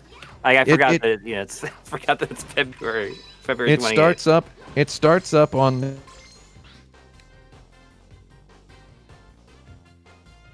the first day of the second month after you apply for it. So I applied on January 29th, which means I get it on March 1st. They like to squeeze you any which way they can. I feel like with the amount of money I'm paying, they should give me like 1 day early. Yeah. At the least, because I'm hoping to get prescribed some kind of a medication that is more effective than the ibuprofen I have been taking, which is. Are you able to get like dental and stuff? Are you getting dental and stuff too? Oh yeah, Daddy's got dental. Okay. I've got dental. It's that's the kind of dental insurance I have. So, yeah, I'm going to my doctor on Tuesday. And I'm gonna walk in with I'm gonna have a. I don't even. First of all, I've never written a laundry list out. I don't know what a laundry list is. Though, yeah, I'm gonna go in with a laundry list. Who actually lists their laundry? I mean, I understand that a laundry list is like when you deliver a bag to like a service. I'm no white collar guy who drops off a bag at a laundry service. You have the list, so you know you got everything back. Is that what a laundry list is? It's like a Taco Bell. I guess it's gotta be. Make sure they didn't hold anything out on you. So yeah, I'm gonna go in with a laundry list of complaints to my new primary care doctor on Tuesday. And, that's like yeah, doing laundry in New York is like the thing that I miss the least. I think about living there. We've got laundry in our building, which is nice. So I did just live in the Oakland for 7 years, where I've been in New York for pretty soon it's going to be 4 years I've been living in New York. Oh wow. So wow. You know, there's a Good luck. there you go. That's that's the only sound on my soundboard I have that makes me think of living in New York for 4 years. So I'll have lived here for 4 years, and I don't know. I lived in Oakland for 7, and I had washing machine and dryer in my apartment, for that whole time. It's the first time in my adult life I've not had a washing machine in my house. In Japan, everybody's got a little tiny washing machine. Not everybody, but a lot of people have little tiny washing machines. It's not even it's not like some Tokyo? What? Even in like Tokyo? Yeah. Well, they have little washing machines. They're beautiful. These are tiny little washing machines. And then I had little hooks in my ceiling that I could hang up, bars to hang a laundry pole from, so I could hang up my laundry inside the apartment. It was real nice. It was always fun to smell the laundry in the apartment, to smell the detergent. Do you ever see wonderful yourself experience. like leaving New York? Or, I mean, now that you're kind of in this position where you're, being stuck in the house for forever makes one think, why am I even in New York at all? Right, because that was one of the reasons my wife and I left, because after we had our daughter, we were certainly not taking advantage of a lot of the things that we had previously. So it's like, why are we even here? And, I'm pretty sure as soon as it's legal and kosher and safe to go outside, it'll just be an instant, man. New York owns all over again. So it's like right now it's easy to, I don't know, 2, 3, 12 times a day, just be like, I don't really need to be in New York. What the heck? What is it? It's depressing to be in New York. It's not really depressing. It's just like, it's depressing to be anywhere right now. But it's, I was like, if I still lived in California, it'd be 70 degrees outside. I could just sit on my porch and it would be nice. And here it's all gross outside. It's like, I don't know. Once it's okay to go outside, it's going to just be like, oh man, I can get some pizza. Mm-hmm. I can go to Chinatown. I can, do this. It's like, I don't know. New York's pretty good.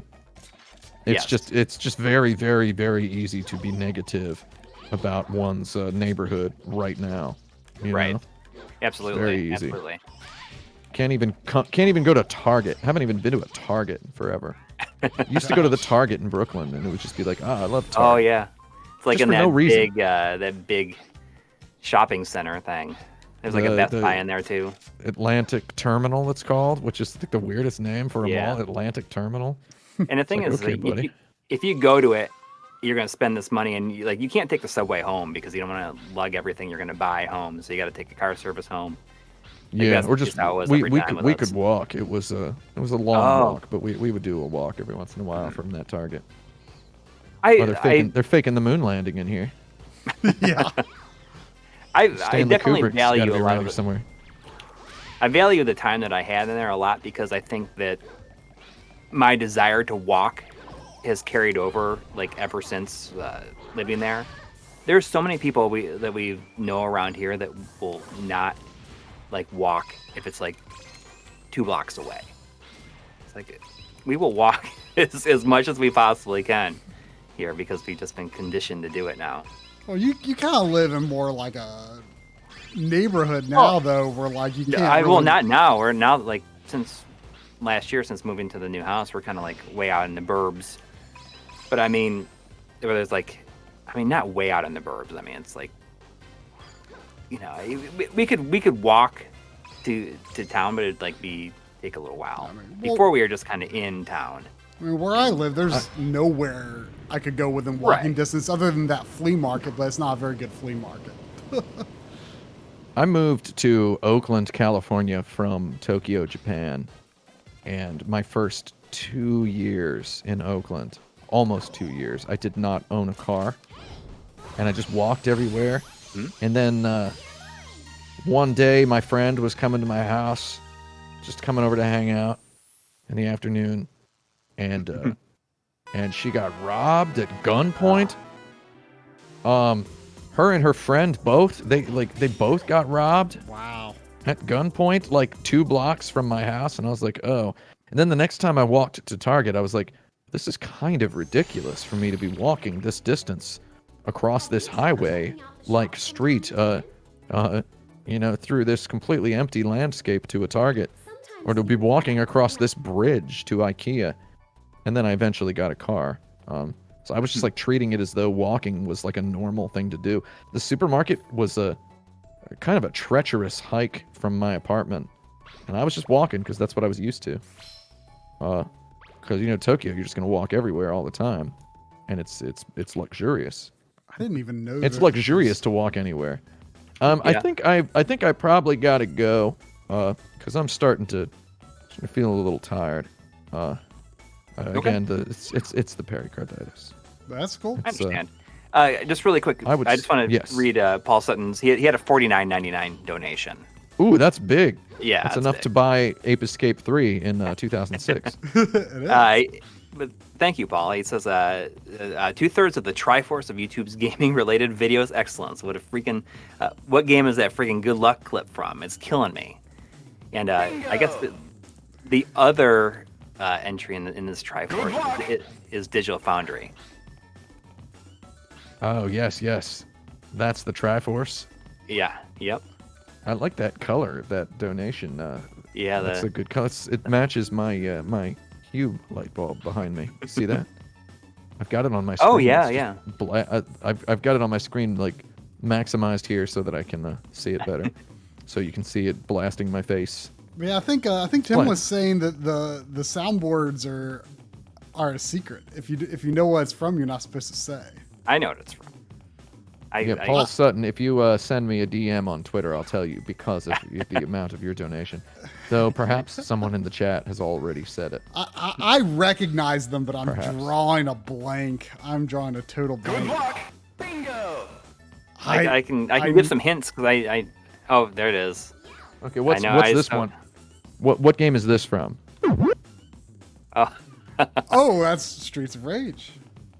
Yeah, also which one though? Which one? I guess it's 2. 2. That is maybe my favorite sound effect on the Genesis. That's like it is from Streets of Rage 2. Yes. It is. What game is this? What game is this from? It's Street Fighter 2 on the Super NES. It's from the arcade version, but that's close enough. Oh. What is this from? I mean, obviously that's like a punch in Street Fighter 2. That's true. And this one is easy. Nice. Everybody knows that one. That's a sound I made by combining multiple sounds. Though it is nominally the shotgun from Doom. What about this? Everybody knows that one. Yeah. Bingo. Good luck. Yeah. And then what about this one? Oh, that's Mario World into stage. Yeah, I recognize the Smash TV now. I knew that.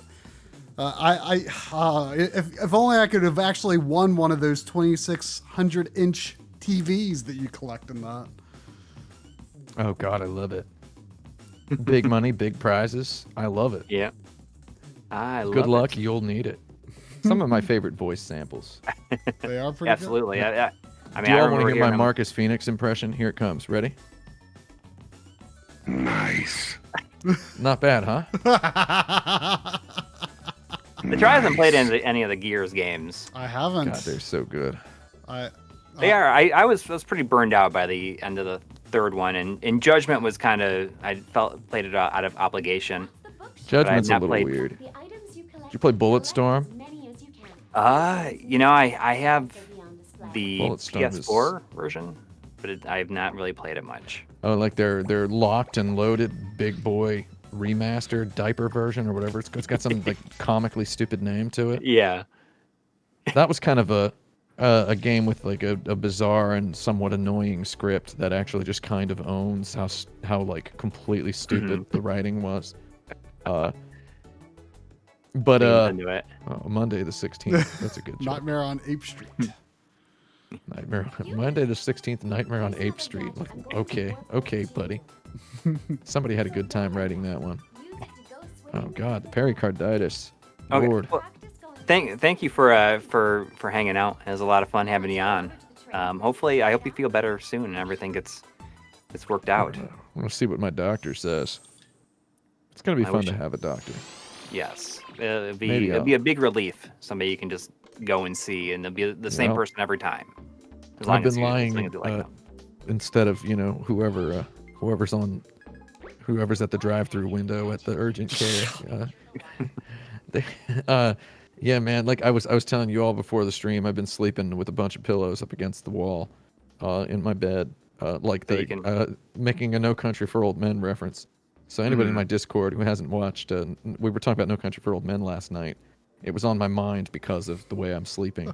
So there's the guy, El Ultimo Hombre, last man standing. Where is he? When Josh Brolin goes and gets him, he's got the briefcase full of money. So that's me every night, is sitting dead with my back to a tree. That's how I've been sleeping. It's Jeez. pericarditis. Do you have to lean your head forward or put it back, or how do you even do it? I've been keeping it pretty straight up, but it ends up kind of rolling backward. Got like this really bad like ache in my neck, like right here. It's horrible. Gosh. If I'm not sitting like this, I'm generally pretty uncomfortable. And I thought I felt think we're- tired today. Well, it's a little bit of both, I think. Yeah. It's Well, I hope everything everyone's- gets taken care of. I hope that your doctor is able to help you in the way that.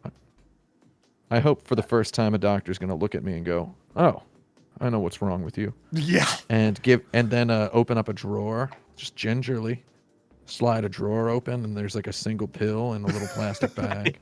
Well, You know? I wouldn't get that hopeful, but yeah. Well, I mean, with what I'm paying for this health insurance, let me tell Well, you. sure. I definitely, I hope, with what I'm paying, Lordy. Yeah. Oh, she's just gonna look at me with a magnifying glass and go, "Oh, I know what's wrong with you," and slide it open. One little pill in a bag. Take this. And I was like, "Oh," and she's like, "And drink a full glass of Coca-Cola Zero." And I'll be like, "Ooh, this is exciting." And eat 3 chocolate chip cookies. I'm like, "Wow." And by the time you get down to your Uber, you'll be right as rain. And then, it's gonna be very good. Oh my God, that's what I want. Hopefully she doesn't offer me a choice of 2 pills. Because that would be that would be too much. Like, which one of these will fix you, and the other will cause you great despair. And I'll be like, "What? Is this legal? Does the Hippocratic Oath not prevent you from presenting medicine as a choice?" Well, you're going on Tuesday, so I mean, Yeah. hopefully it'll be a major breakthrough. Yeah, so hopefully by then, I'm going to spend all day tomorrow probably sitting like this and just kind of hoping I don't pass out. Yeah, and sleeping. I mean, you probably sleep so little during the night that you just feel like you're sleeping all the time. You Yeah, grab some sleep as much as you can, I guess.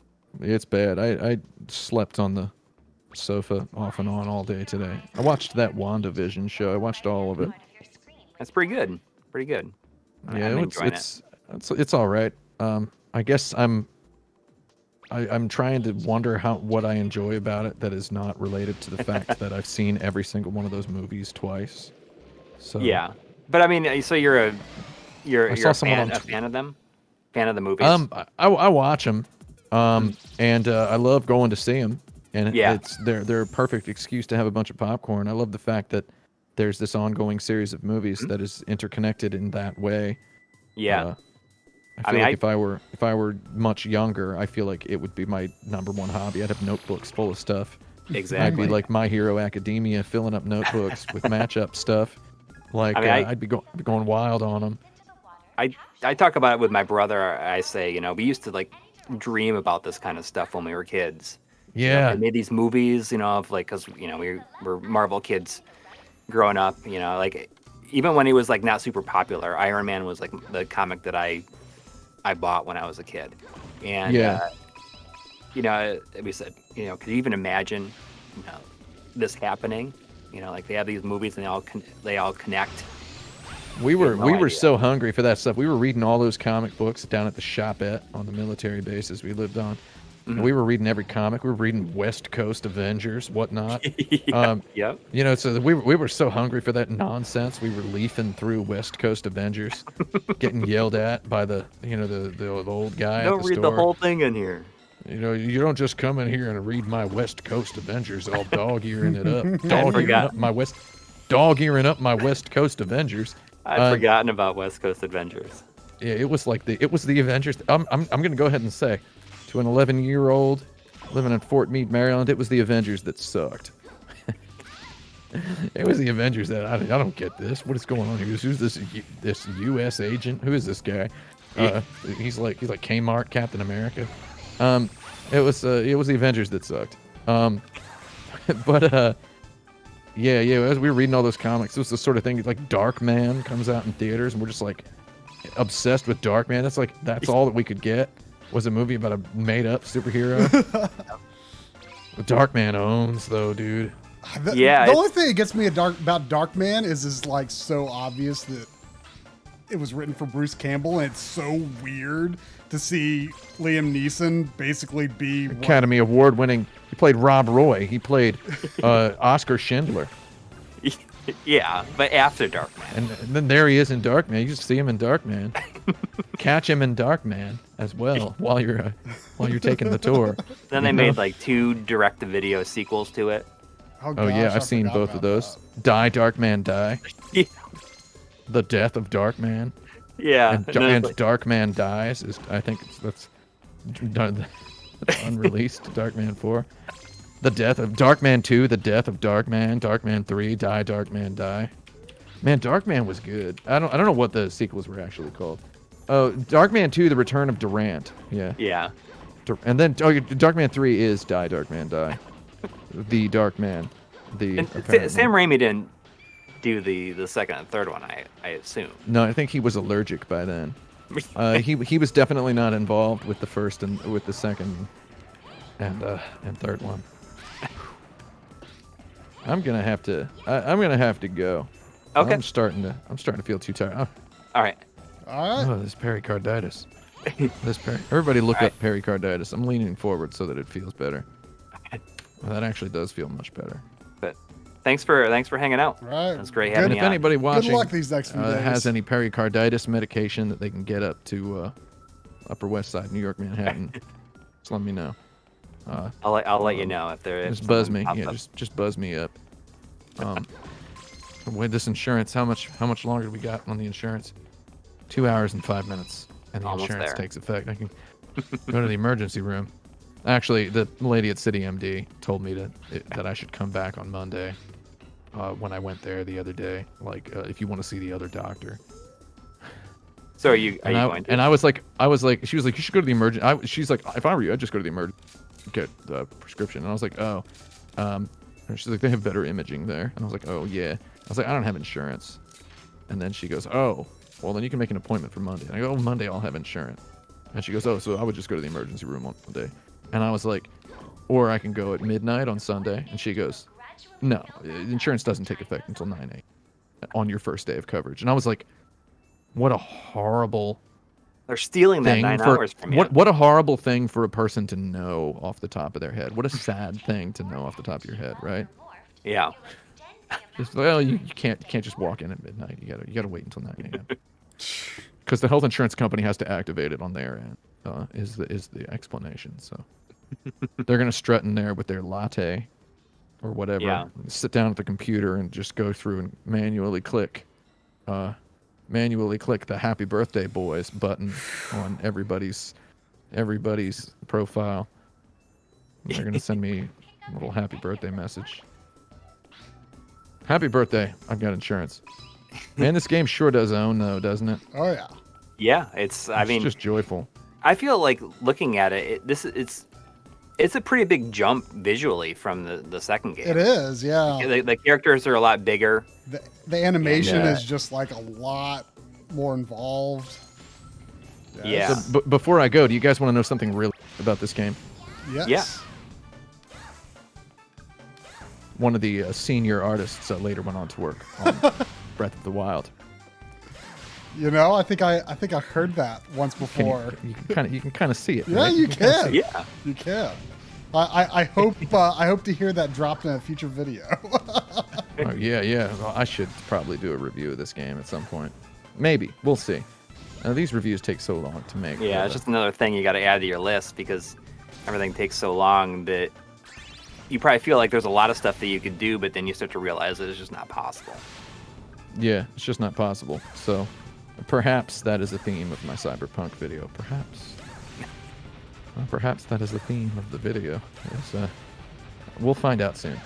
I guess I'm going to let you all go. Thanks for watching the stream, everyone, and thanks for inviting me on here. Yeah, absolutely. Thanks for coming. Oh, yeah, I had a good time. I'll always enjoy hanging out. Yeah, I'm getting like loopy. I'm too tired now. Well, I'm gonna go. Goodbye. Good night. Go attempt Take to care. enjoy yourself for a little bit. Yeah, I'm gonna. My insurance best you party is can. coming soon. Oh yeah. Good night and goodbye. Take care. Later. All right. If you want to switch to the 2, Yep. I'll go back and I'll read through some of these. A lot of these donations, I really apologize. It's going to be so far back here. You're going to switch to Yeah, the 2-person. I did, but it had the NDI source Oh. from like an old whatever it remembered from the last time. So I think that BF0189, who donated $2 to Super Chat over an hour ago, I apologize, talking about looking through Moby games. You know, saying I do the same thing on Discogs with music. So probably look through different kinds of, like different records, like different producers maybe who worked on other albums, maybe just musicians. And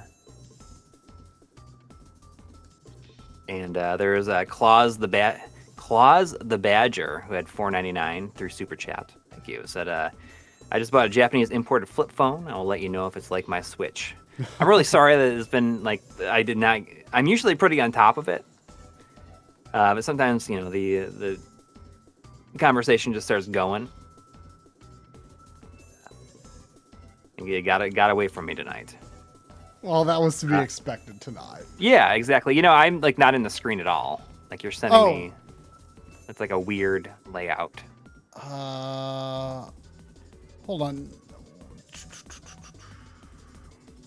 Well, first of all, I need to crop the black out of the edge there. All right. Actually, why don't you call me back on just our regular chat? Okay, sure thing.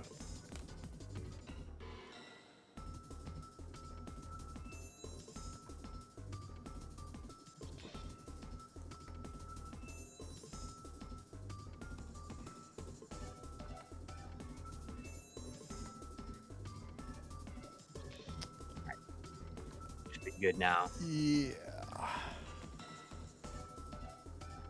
Ooh. The chat's going crazy as they scroll to the bottom. No idea. Like moving as fast as the Nintendo Direct. Okay, so there's $5 from Red Ranger who said, I just beat Breath of the Wild today. I really enjoyed it. God, I almost had 100 hours in that game. I feel like embarrassed that I only have like 75 or something like that. Like, I definitely. And there's that whole like town building aspect that I didn't even touch, that I didn't even know about until like after I'd finished the game. I forgot about that. Yeah.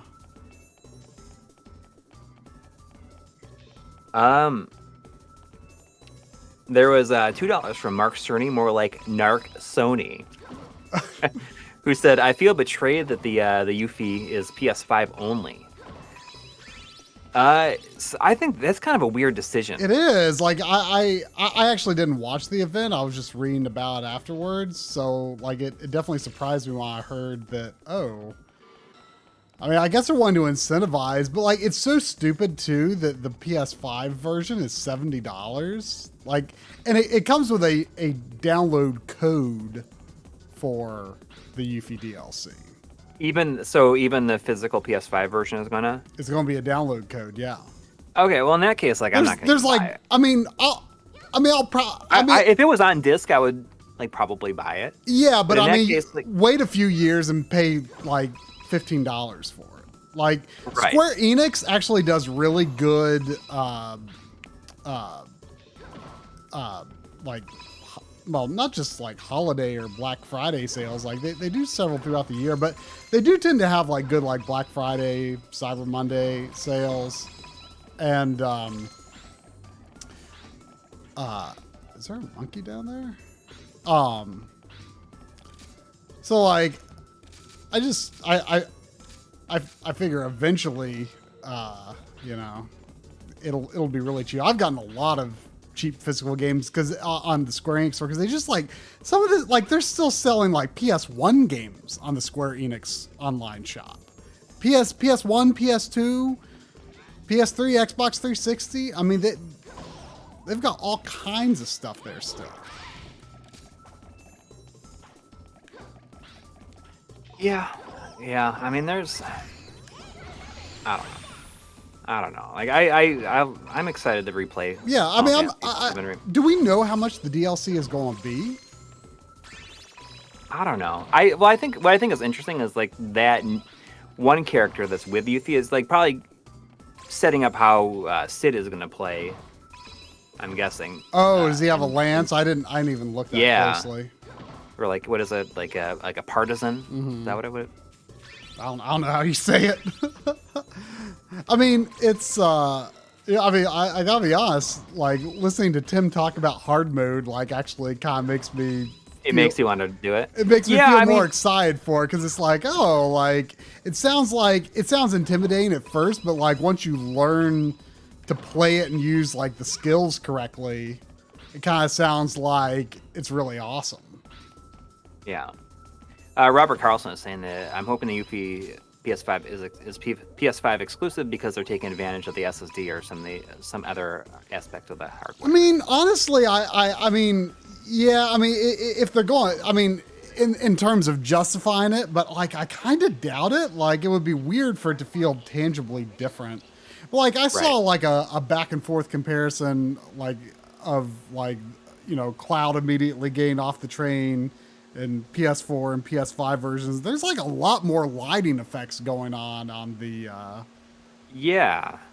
the PS5 version. So I mean, I'm really curious what's going to look like. I mean, the first thing everyone wants to know, does the door have a texture? Exactly. And like, are the glasses and like toiletry trinkets that are seen by the sink have a few more polygons? So the DLC is going to be $20. Say what?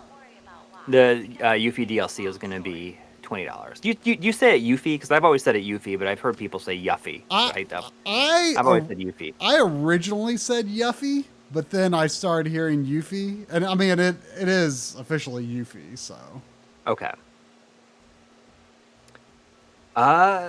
So there was $2 in the super chat saying the March Game Club voting is up until Tuesday night.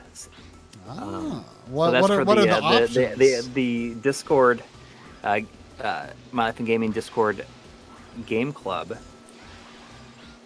which is available for Patreon and YouTube supporters. And it looks like the games for March are Blastcore for the N64, Mystical Ninja starring Goemon, Duck Dodger starring Daffy Duck. Wow, it's like all N64. Oh man. Rocket, Robot on Wheels, and Mischief Makers. I need to actually. Rocket is on my backlog, but man, I could go for playing through Goemon on N64 anytime. I never played through Mischief Makers. I should probably stream that one week.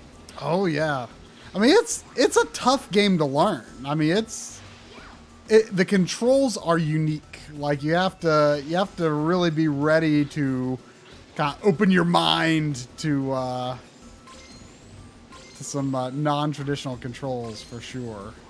Yeah, it looks like the theme is N64 games, but without the top tier popularity. Well, I mean, right. The third-party games. Although I guess Blastcore.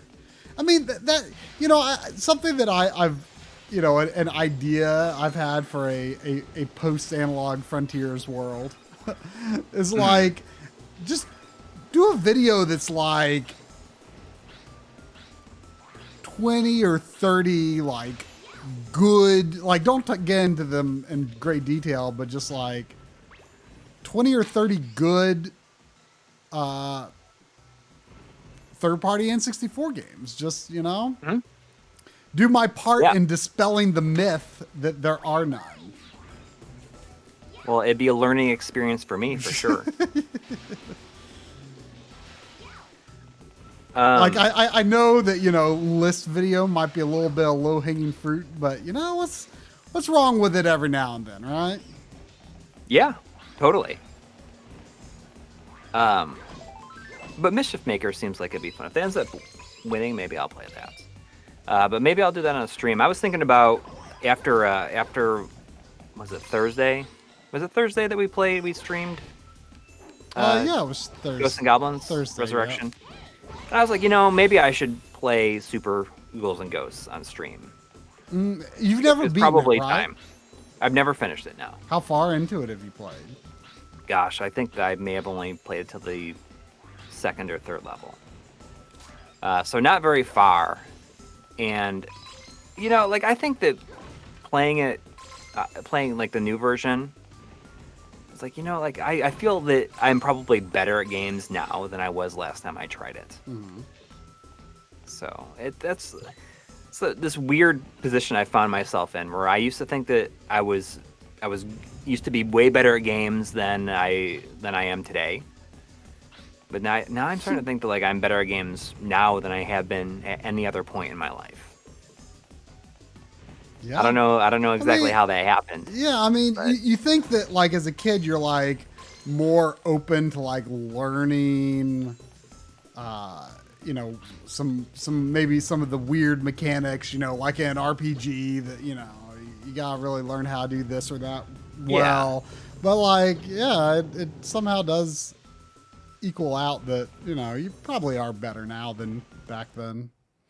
Yeah. It's just certain games that are really time consuming. Like there are games that I know I was better at as a kid than I am now. Referencing Blastcore. I was really, really good at Blastcore back in the day. But revisiting it now, there's only maybe 2 vehicles that I play very well in that game. It takes some effort for sure to sort of learn eccentricities of each vehicle. Right. I just want to say really quick. I see William in the chat really is saying hello to us over and over again. So I just wanted to say hello back. To who?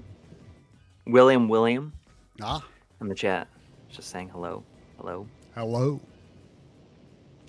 Okay, so there's $2 from Jonathan G saying there's nothing better than PS1 on a PVM, and that's true, I guess. I think the thing that I was messaging with you about earlier is that was a new PS1 digital update. Oh right, and and a new X-Station update that it will if it reads the disc ID, you can have like custom settings, which is on a awesome, per game basis. So that's like for the games that might have a problem with certain HDMI modes. You can have it avoid that if you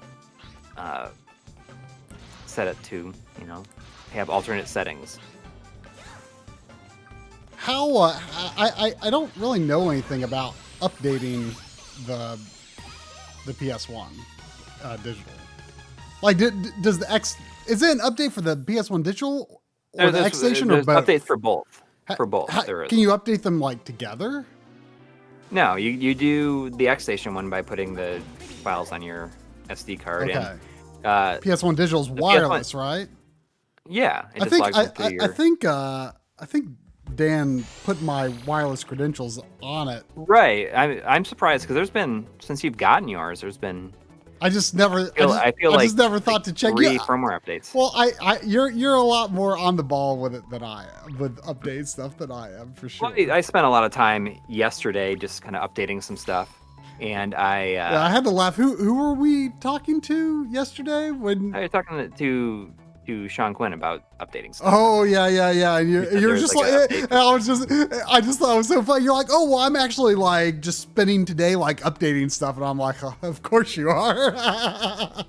Spend the whole day doing it. It's like a couple hours. Well, I downloaded all the new. I don't remember how you put it, but I mean, it was funny to me because like we're so polar opposite on updating stuff. It's just I'm always like, oh, it's such a big deal, and you're just like, man, that's a good Saturday. Well, I mean, like I downloaded the updates for there was updates for the Mega SG, Super NT, and the Mini Noir, like all on the same day. Oh yeah. They all had new updates, so I downloaded all those. Was there anything notable about them? Well, apparently the Mega SG makes it so that Paprium will work. I still need to try my dead copy of that. Which I gotta say, really quick, like, I don't know what's going on with Watermelon, but like they're just like, like they need to get like their money from PayPal, like PayPal froze their funds or something like that. But I just want like some sort of response to my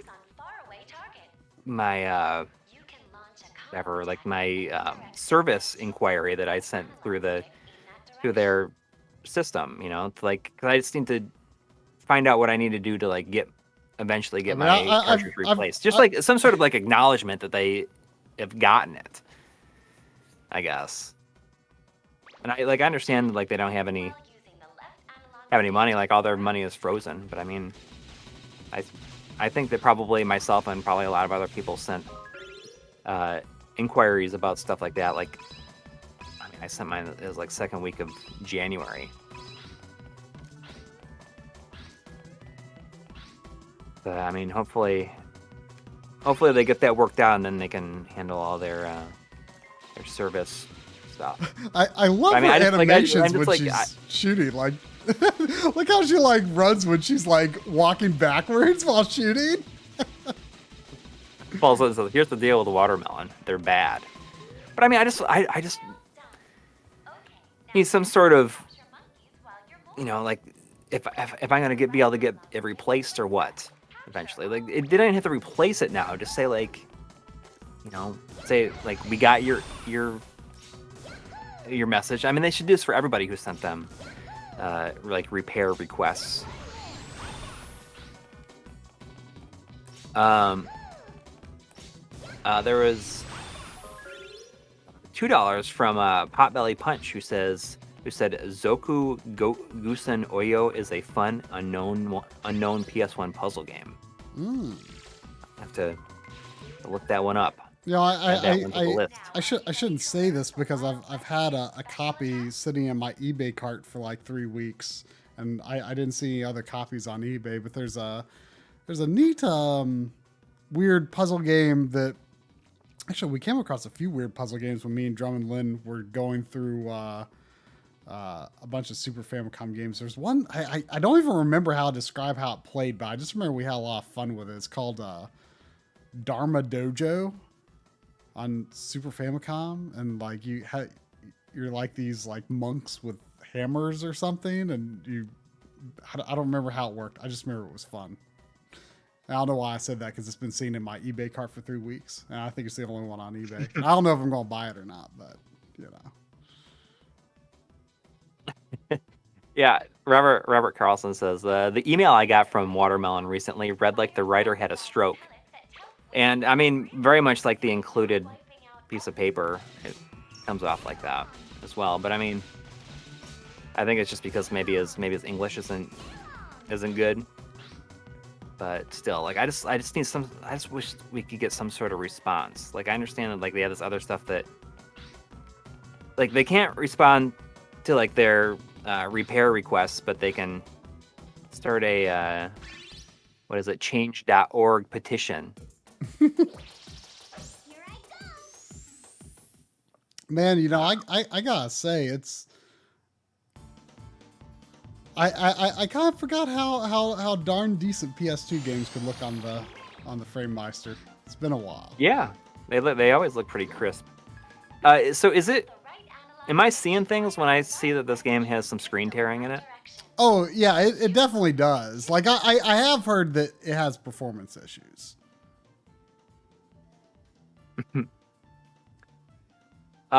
Michael's Workshop, I did not get the limited edition version. I'm very happy that I didn't. I just got the standard edition. It just comes in a regular case. If I had gotten a limited edition, like I'd be so annoyed with that stupid cardboard box. I mean, there's a reason why I just like never buy limited editions anymore, because I don't have enough room, and 2, like they always come in like stupid. They have like stupid boxes. I mean, I guess I got the Ease 9 limited edition because I knew it was going to come with a regular sized case inside of it. What is it, Sandy? We got $2 from Chris Fratz, who says, "Hello guys, how's your week been?" Pretty good. Okay. I felt, even though I didn't have as many days available to edit Analog Frontiers Part 3 as I wanted, but I still felt good about the progress I made. You're closing in on the end. I mean, you shot a photo of the thumbnail today. I made the thumbnail today, so yeah. you know I'm getting close. I don't think I'm going to finish next week, but I think by the end of this coming week, I'll be very close. Yeah. So you can probably expect it like to release like the week after next, probably. Probably. Yeah. I mean, you know, the last phases of it are definitely going to take longer than, you know, they probably should, because, you know, I want to spend a little extra time on audio balancing and stuff like that, but it's getting pretty close. Yeah. And I'm working on this this Mr. Video. What's wrong? And it's kind of nice because I've actually shot like a whole bunch of like a ton of B-roll already of it. So at least when I'm like editing it, like I don't need to go and shoot a lot because Zane needs to go pee, I think, so hang on. Okay, that's fine.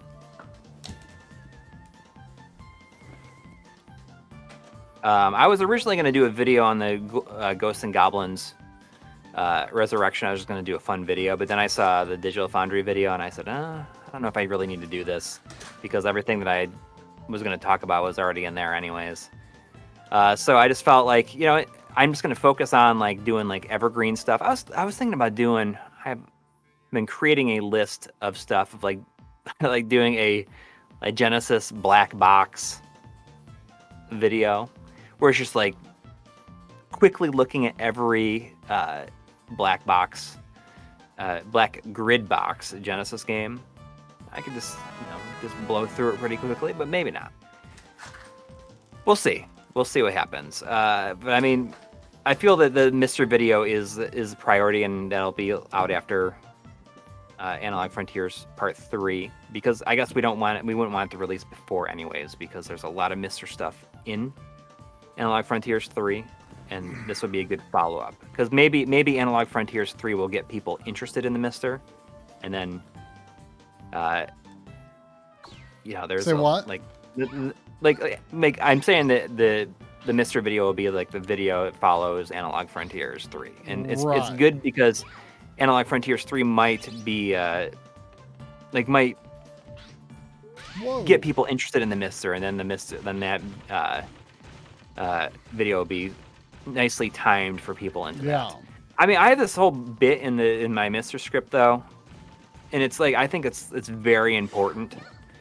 Like I'm gonna put myself like on camera and saying this directly to it, where I say like, the Mr. project is an open source DIY. It's Mr. is an open source DIY project. There's like so many moving parts within the whole scene that there's no way I can't cover everything, and B, the amount of things that will change, like that could possibly change like immediately after I release the video. Yeah. Like there's like so many different things that could just like be out of date like within like minutes. I ran my releasing update script on it yesterday, and for some reason I was under the impression that like Neo Geo Pocketer or Atari Lynx or something was supposed to be releasing. But Atari Lynx is releasing in April. Oh, okay. Hi, hello. What is it? Are you antsy for some playtime? I'm sorry, Sandy. It's my playtime right now. There's $5 from EB Chill 2 who said getting Bionic Commando vibes playing. What are you doing? You're getting right in my face. Do you want to sit on my lap? Is that what you want? You want to sit over here? Here, come here. You can sit over here. Okay.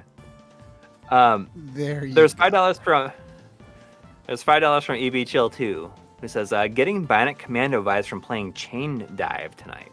Definitely recommend to Coury if you haven't played it already. I'm not familiar. What is Chain Dive? It sounds really cool. Wait, what about Bionic Commando Rearmed? Some game called Chain Dive. It's like Bionic Commando Rearmed? Oh, okay. I think this GameStack has like covered this in a. It's a Japanese only PS2 game. Chain Dive. Put that on my SSD. There's also $2 from Blake Romo, who said Toy Story 2 on the N64 is a hidden gem. Oh yeah? Who made it? Yep.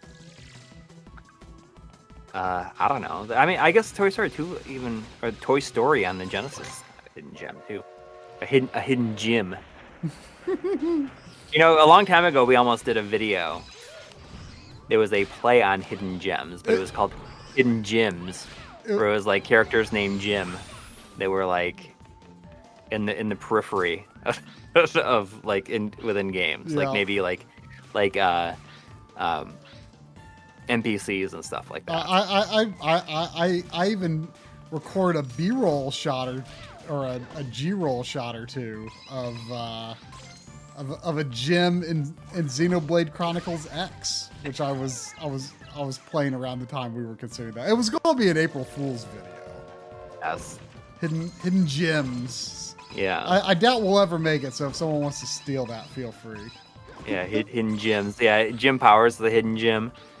let me see if I can find the script for it. I can see what we had on here.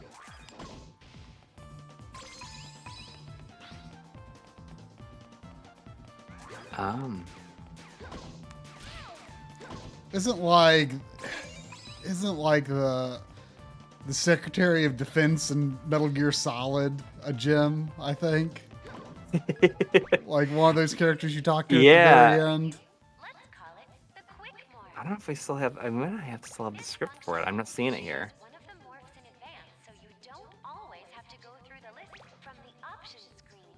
I don't know. I'm not seeing it. Hidden gems. Let's see here. We'll be caught up after this. It says we had five pounds, I think, from Jamie Maxwell. I always get the euro and the pound sign mixed up. Well, the euro looks like an E, and the pound sign does not look like an E. It looks kind of like an E, like a capital E with a curved top on it. It looks less like an E.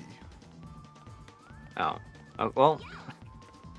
But Jamie Maxwell said, sent you lovely to an email. Love the stream. Nice to see Ape Escape represented. Hope you're both well and safe. Keep up the amazing work. Well, thank you. I will check the email after the stream tonight.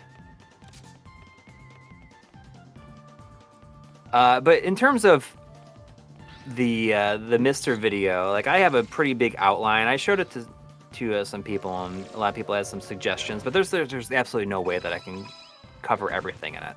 So it's going to be very much like a primer for people looking to get into it. Like I'm going to go through like building a Mister and like setting up the SD card and just like different things to like useful aspects of it. And then I will get into like the AV settings, obviously, like unifying video options, things that you have control over and things to look out for. But you still need to choose your like interpolation for every core, I think, right? Well, recently, yeah, but these are all like a lot of that stuff is all very similar menu options. Right. I mean, the number of things that you actually need to tweak on a per core basis is like not that intimidating. It's right. Not that much. Well, but recently they just a lot of cores were just updated with integer scales. Like even though it doesn't say, like I'm not sure if like the way that it's implemented is like exactly like worded as the way that I would prefer. But there's like a there's vertical integer scale options. There's vertical and horizontal integer scale options, but the way they're worded is like narrow and wide, where they're like probably like a 3x or a 4x. So like horizontal. So like narrow looks like too skinny, I guess, and wide might be a little bit wider, but it's I think it's much more preferable. I mean, eventually it'll be worked out in a way that is that like reads a lot easier. I think it would be cool if there's an option to be like, if there's like a separate listings for like horizontal and vertical, and you could just like say like 1x, 2x, 3x. You can just do it like very similar to like the analog stuff, where you can just like choose like 4x vertical and 4x horizontal. Like if it's just is 5x 5x is a possibility as well. But yeah. is and it you can switch, and you can. Is it officially supported now? Because I know it was just like a beta thing. So it's in. It is, but I think you have to go. I think there's certain things you got to change in your .ini file. Like I haven't really messed around with it because I will when I talk about on every core now, or I think so. I think it's system wide. Most main ones. I think it's system wide, like the 5x stuff is. Just like right now, the default is like a 4x vertical.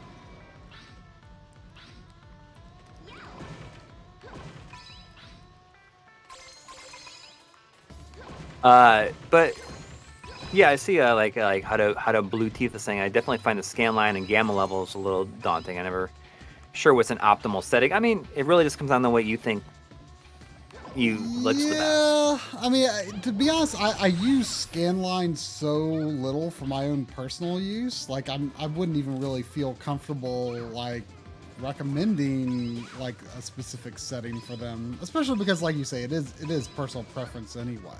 Right.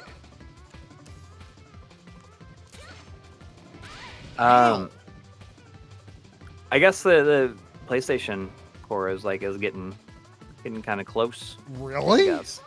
Yeah, I mean that's what people are saying. I think that I'm not sure if it was on the Mister, it might have been on something else, like an equivalent FPGA, where they had like after everything like Ridge Racer is booting on it. Oh wow! Like And it's it was on like a dev board or something that could be. Well, I ported to mean, this. like it's an equivalent board, I guess. I mean, it's not the same as the DE10 Nano, but maybe it was. I mean, it didn't look from the photo that I saw. It did not look like it was. I'm sure that there's somebody who can elaborate more on it. But it's I mean, it's pretty exciting, I think. And That's the super scariest thing about that is that just think about the entire library of games that you need to add. Oh my gosh! Yeah, can you After that. you use multiple USB devices? Yes. Yeah. Okay. Yep. So you can get like another 512 or whatever Yeah. and just add to it. How So- I mean, you could. I mean, for PS1, do you think the speed of just like a actual mechanical drive would be enough? Because that might be the way to go for like PlayStation. Oh yeah. I mean, what I would do for something like that. Yeah. I mean, you can use a mechanical drive, or you can use like anything connected through USB is fine. I just like those little SanDisk ones because they're so small. Yeah, but I feel I actually like got a new Wi-Fi adapter that just is like doesn't stick out very much. It's about the same size as the flash drive. So I want to make my aluminum one just like really slim, like not have like a lot of things like sticking out far from it. And then I'll take those other parts. I put it like I got a second Mister. I built a second Mister so that I could have something I didn't have to take apart. I didn't want to take apart my main one like a whole bunch for this video, so I felt like it just made more sense to get a second one because I can always come up with a use for it anyways. sure. And I'm just using all those extra parts on that. I actually like minimally deconstructed mine for the thumbnail photo that I just showed. Oh right. Just But you 'cause have that PCB case, right? Yeah, or it's like a clear acrylic or whatever. Like it's like a green. It's like a clear green. Right. But I still thought it looked more interesting for the photograph with the top off. Like, yeah, I thought it for was sure. just, It's more recognizable. It was I more think, like that. recognizable. I thought was the thing because I took a bunch with it on, and then I was like, I don't know if like some people might not know what it is, or it might not look like anything. Like it looks awesome. Like there's a lot of things that just look great in person, and a lot of things that a lot of things look great in person but are difficult to photograph, and then a lot of things that like I think that clear Mister case looks awesome in person, but like photographing it is a little difficult. And the opposite is true. Like I've made no secret that I much prefer like the plastic Super NT and Mega SG stylings over the metal NT Mini, which the NT Mini is fine in how it looks, but Like it's just not my preference. Right. But Yeah. but like in like photographing though, like actually shooting video of the NT Mini systems is really fun. I think. Like it looks like, to me, it's just a thing that looks better in photos than it does in person. Whereas the opposite is true of other things. I see there's a £5 donation from InGen UK who says, I'd love to have the option to use an external CD drive with the Mister to play PC Engine CD games in my mental. And I think that, I think it'd be really cool if that was possible. I mean, just like you can, you know, all of the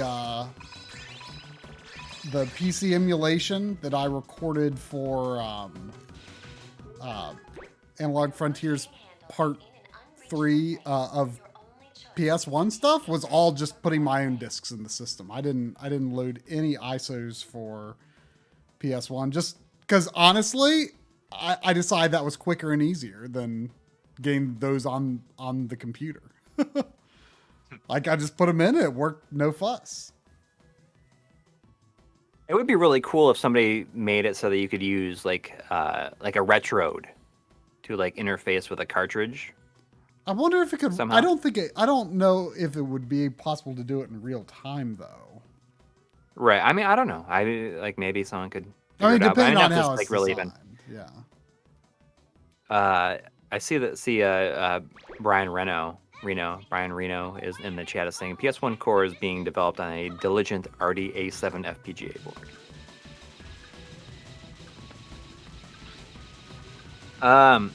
And Scott Snyder is wondering what cables I use with my Mister. I'm just using HDMI, and I for my my I/O board, I just have a like a VGA style to component,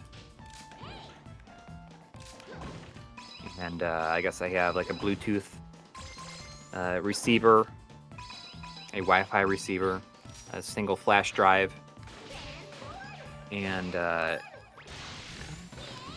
I'm using a Logitech computer keyboard that I use. It has the little trackpad for use for a mouse. And the reason I wanted to use that is because you can use that with, and this is something you don't have. I just copied you need to probably put on your Mister is a Scum VM. Oh yeah. So do but I'm pretty sure you can't have Scum VM on your flash drive. It has to be on the internal card. Oh, okay. Because it's not even a supported system. It's a script you got to run. Oh, okay.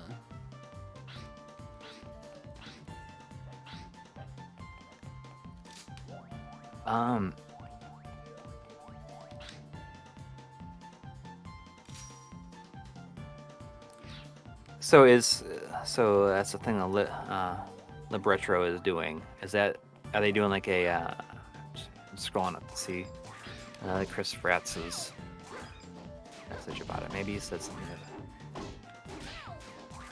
Speaking of Chris Fratz, I saw I forget what the actual post was about, but I saw something on, or I think it was something he wrote on Retro RGB, about the Sonic Deep compilation was mentioned, which kind of sparked in my mind I should probably add one quick sentence in Analog Frontiers Part 3 to acknowledge decompilation projects, because that's something that's come about in the past year or so that has not really been something I've considered before, a route of preservation that allows for native ports rather than emulation. I mean, it's not a very wide field yet of options, but that it is a new route that people are taking for some very specific games. So I thought I should write in a quick a quick mention. I mean, something that I think is important for, or maybe not important to remember necessarily, because really, I would like people to not realize this when watching it. But, the vast majority of Analog Frontiers interviews were shot before Mr. really had taken off. Right. Like, before most people were even aware of it. We weren't aware of it. We knew of I mean, Mist. Mr. isn't the focus, though. I mean, that's the good thing is, like, in the format that it's in, it's not about No. any specific thing. It's about, like, everything is kind of going on. All the things that all these things are contributing to this larger goal. Right. Essentially. Right. But, after a certain point, it became apparent that, like, it'd be kind of weird without a bit of a good bit of focus on it. And, so, like, I interviewed Jeremy Parrish after Mr. was starting to become a thing. So he talks about Mr. a little bit. And then, like, when we interviewed Smoke Monster, like, that was really kind of meant to be for a different thing. But then I was like, well, he talks about Mr. a lot. So, like, it's, so in the end, it all really worked out. Yeah. But,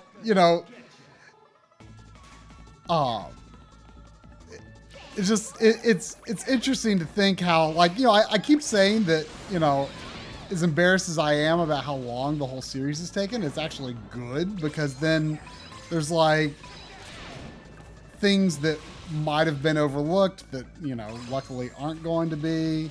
Right. And also, like, things that may have been, like, hot news at the time that I might have been tempted to focus on too much. But then, like, I kind of been able to step back and see, like, okay, what sound bites, like, have stood the test of time? Because, like you say, it's not about specific methods so much as it is about, like, the general idea of a lot of this stuff, Right.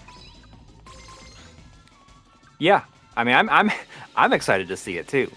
I've only seen little bits of it here and there, so I'm pretty excited. Yeah, I showed you the Shinobi 3 audio comparison just because I wanted your opinion on it. Yeah. Shinobi 3 sounds real bad on Genesis 2, I think. Like the like sort of the wind instrument sounds. I don't know exactly what they're supposed to be, but they just sound really especially noisy on the Genesis 2. Yeah. Yeah. Yeah. I mean, it's getting close. And hopefully this one is going to end up being like the hardest one. That's my hope for sure. Yeah. I have a hard time I can't imagine the next two being even remotely as challenging. Part of the thing too is like it's such a it's such a daunting subject that like almost feels out of my depth. Yeah. And but you've learned so much. I mean, both of us have learned like a ton. Like even just like you like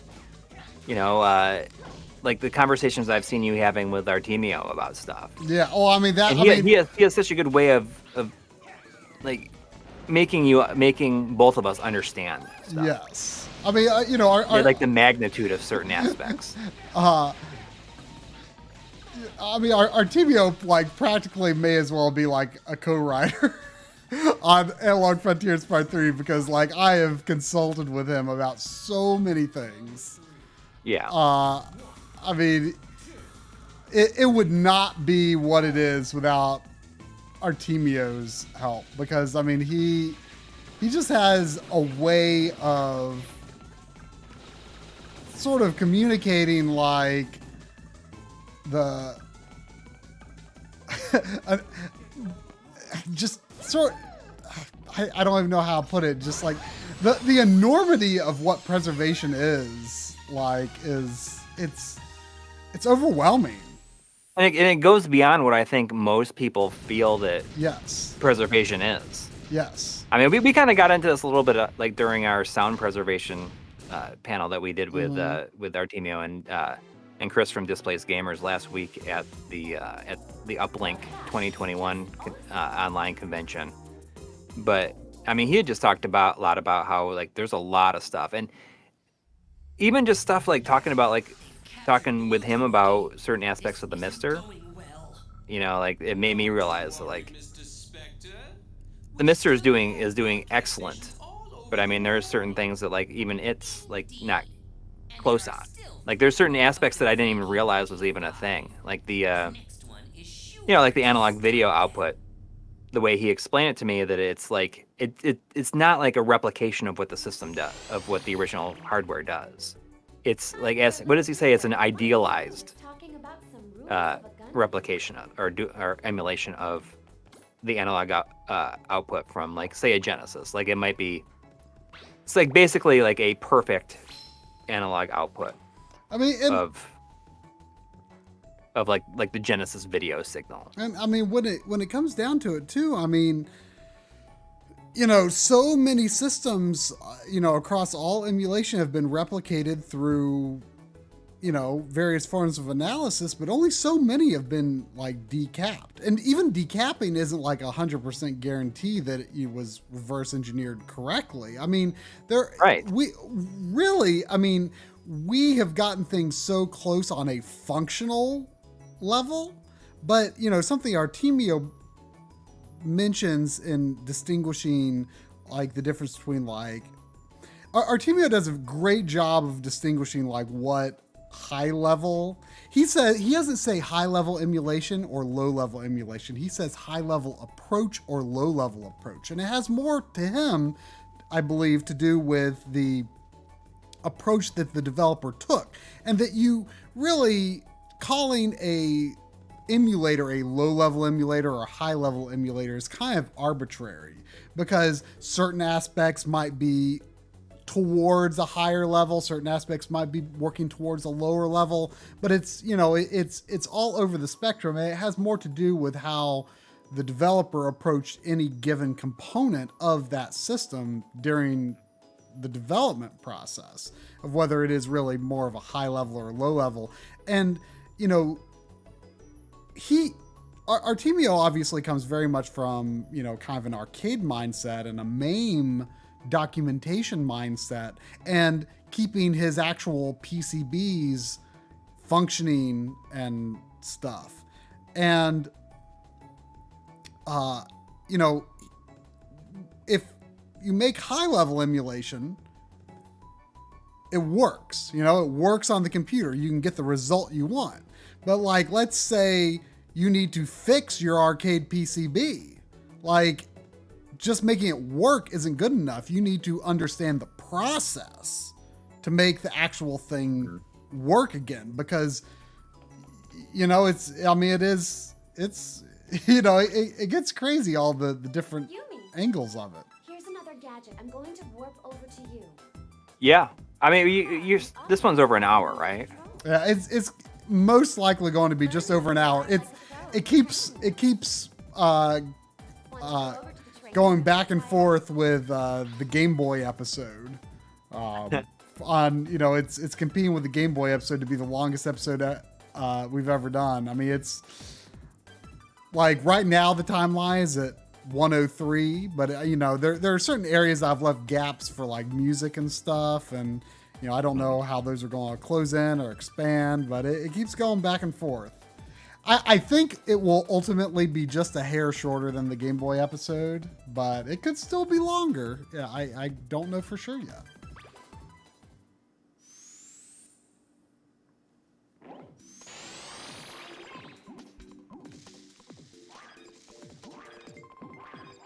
Well, it's gonna be cool. It's gonna be cool to see. RC car is an automotive gadget that can be controlled from a distance. You drive the RC car by And then, I mean, right analog stick. then you're like on the downward slope. Yeah. Yeah, I mean, 4 is going to be long. This is the peak that you're reaching right now. It's exhausting. Like, Whew, I can barely remember what's happened from one week to the next. I mean, of course, that's been, the entire past year, but like, especially lately, it's just like sometimes things just seem like a blur now because it's just like the enormity of what this one episode is. Whew. Attack monkeys and teleborgs by smashing me up first. Go white. Oh yeah, Retro Morgan saying, "Can't wait to see my PVM in the next episode." Oh yeah, I mean, you're gonna have to really look for it. It's a subtle cameo, but it is there. I think this is one of the neatest gadgets in the series. Like you actually like drive the RC car with the right stick. You feel like you're liking this one more than the second one? Yeah, I think so for sure. Like it's got more performance issues than 2, but I'm not a frame rate snob. It definitely feels like it's more creative. I mean, the second one was good, but it was just very much more of the same. And it had like the first one had like the time travel theme. The second one didn't really have much of like an interesting theme. This has like the different like sort of movie theming concept. Right. Can also drive. See that switch? And I also like how they have like the You lose, the car will reappear.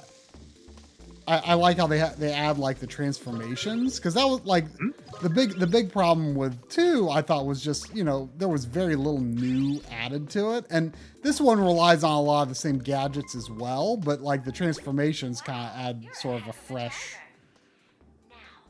some fresh moves to your repertoire, and I'm not using them as much as I probably should be. You can use the RC car to pick up gadgets and items. That's a good thing to keep in mind. I'm gonna run to the bathroom. I know that we got a few minutes left. I'll be right back. Yeah, I'll try to play another level or something after this training.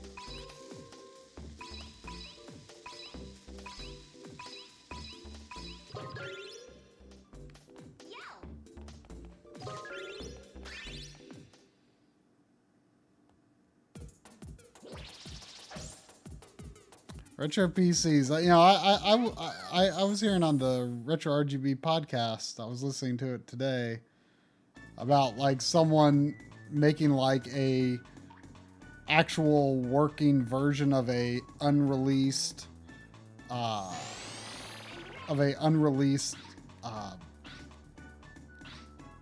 am I drawing a blank on what they're called? The voodoo cards.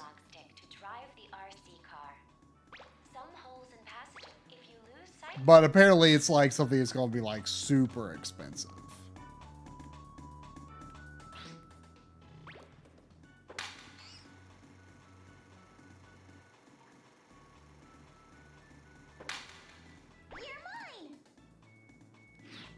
I don't understand the little camera shooting thing. Like, if that gets me something.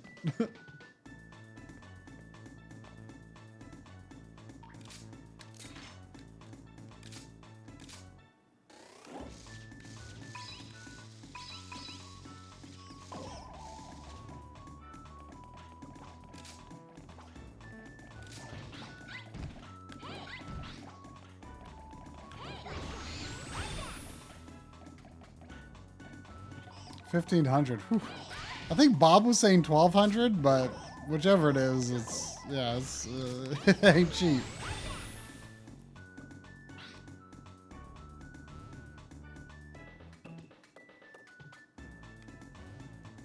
Not noticing any interlacing artifacts. I mean, I'm playing on the FrameMeister, so it's pretty.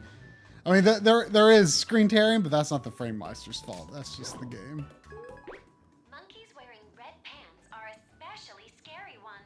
Scary pants. For their power-packed punch when it comes flying right at you. When their monkey lamp is fully lit, that means they're about to attack you, so be on your guard.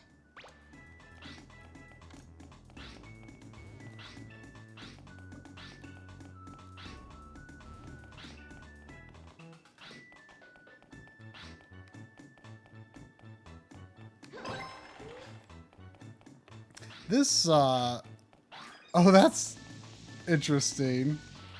I wonder if I mean, I'm assuming you can only go on one side of here. I assume if you're playing as the boy, it would automatically open the other side.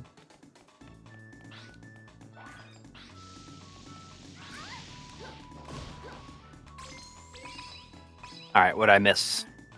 Nothing really. We're talking about those. If you heard about this, like, voodoo card that never came out, that like someone made like a working version of it. Like I assume it uses FPGA or something. The Voodoo 5? Yeah. I think Voodoo 4 was the last one, I think, right? Yeah. Yeah. Someone like has made like a working Voodoo 5. Really? It's gonna be like $1,500. Oh. Oh, cool. I mean, it is cool, but It is, but $1,500, that's well, kinda, I mean, it's a little bit pricey. I mean, I want to make a retro PC someday. Yeah, I same mean, here. I've Sure. got, even though like, you know, I'm not even a huge PC guy, but I've got some parts that could be used as a good base. But, Okay, Voodoo 5 did come out, so this must be. Oh, I Okay. thought I heard that it didn't come out. Now that I think about it, I think that is. I do recall seeing Voodoo 5. So is this gonna be the Voodoo 6? I don't remember. But yeah, I mean, I definitely have an interest in building a retro PC as well. I just need to. I have like a space and like a spot for it and everything. Yeah, But I mean, there's like a whole thing that I can't get involved in right now. yeah. I mean, I've got. If I'm things gonna that could spend be the money to do that, I'm gonna get Astro City first. I got a spot right there for an Astro City.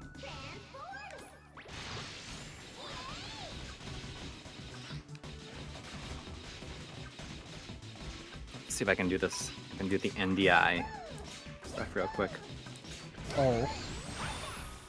Because I got it working the other day, right? Or last time.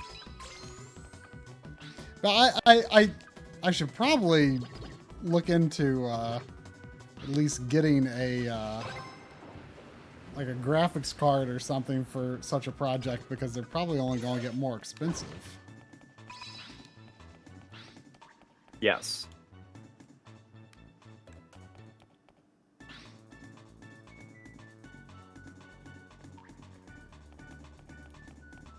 Oh, we got something. You seeing that? Yeah. It's a little jerky, Well, or it's whatever. a little small. Yeah. But you see, like, I got a spot right there for Astro City.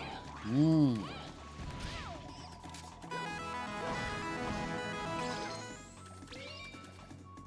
We got a $10 donation from Kurt Mack. Wow, thank you. Thank you. So that every SNES has slightly different sound timings because of the inexpensive ceramic resonator driving the APU. 100% accurate emulation is really more of an aspiration than a practical goal. Yes, I agree. And apparently, like it changes depending on how warm the system gets. Yeah, that's what we learned last week with the sound panel. Yeah.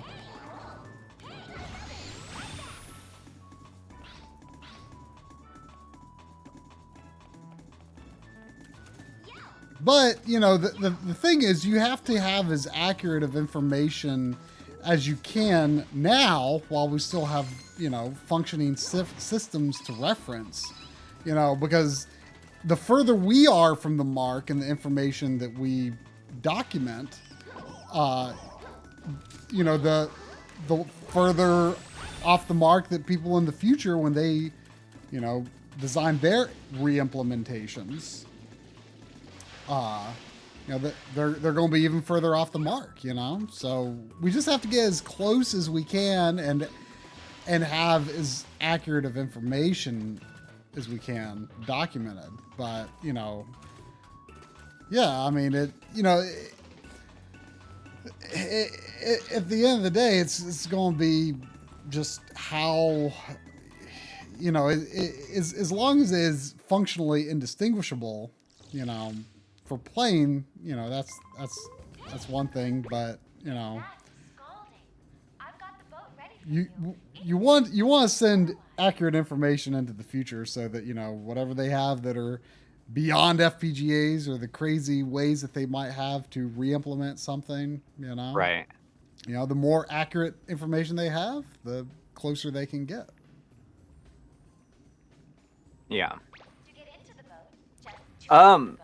Road to turn right or left. Paul Sutton says I don't get the love for Astro City, and yeah, I mean, I don't need one, but I just think it'd be really cool to have a machine like that down here. I was actually like completely unaware of that until like not that long ago, I guess. Like, Yeah.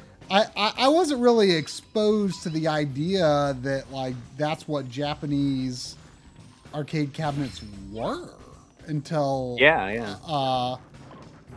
until we went to Japan, and it's like, oh, like they don't have the same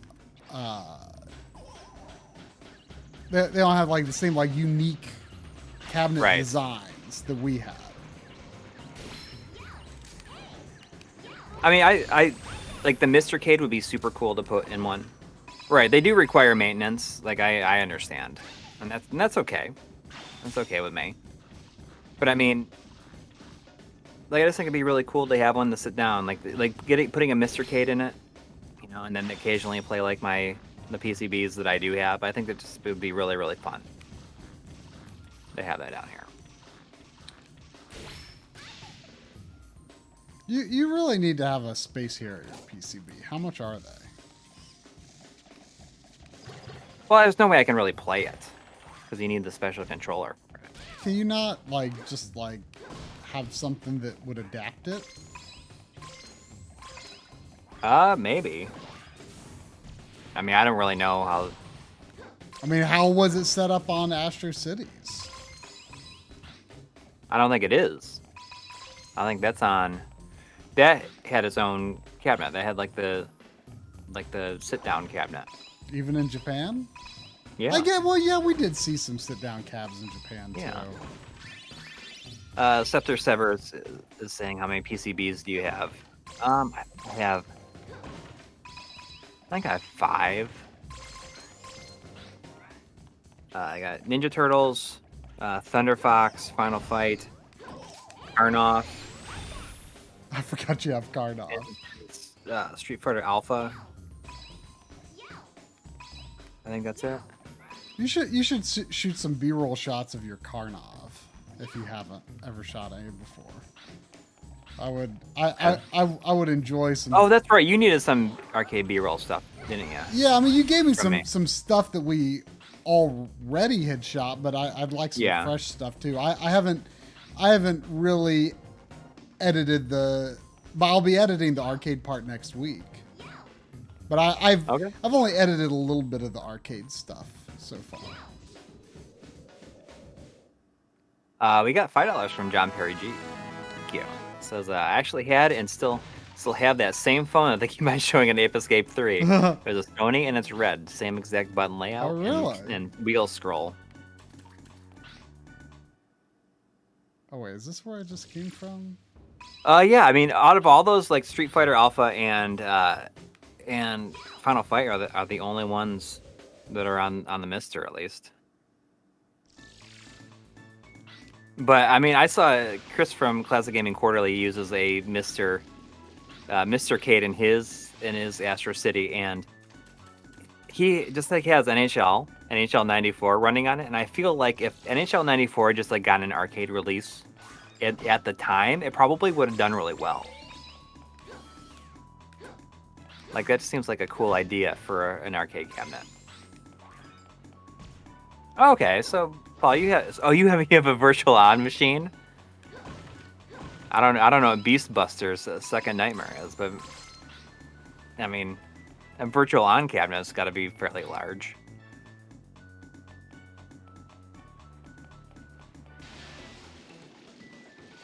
Scott Snyder has Ninja Turtles 2, and Simpsons.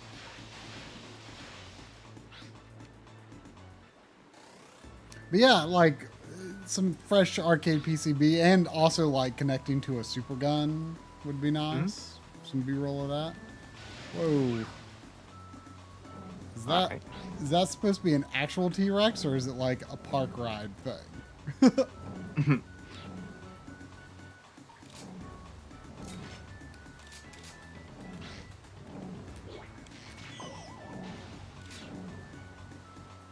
I see like some people are talking about retro PCs, and like that's one thing I haven't really dug into too much on the Mister is the 486 core that's in it. What? That you can run like Windows. You can run Windows 95, I think, on Oh it. wow! Can you run games? Yeah, I right? mean that's what it's for, is like to run PC games. Like, but how capable is it at doing those? I mean, I know that it's like it had a ton of work put into it over the last year. I don't know what is fully playable, but it's like there's like a lot of stuff that's playable. I mean, that is obviously like that's one of the ones that I haven't followed super closely. I just know there's been a lot of work done with it, but I tried to like set it up, but then it just sat on the install for a little while and nothing happened. I think I gotta put the AO 4086 I couldn't. I couldn't. the virtual hard disk on my SD card versus the USB. I couldn't figure out how to use the Amiga core, the mini MIG. Mm-hmm. I mean it shouldn't be that hard. You just like load the VHD file. I think it's like a virtual hard disk. Yeah, I didn't know much about it and didn't look too hard into it. It can run Doom. I think that there's even a separate Doom install that just like runs Doom by itself.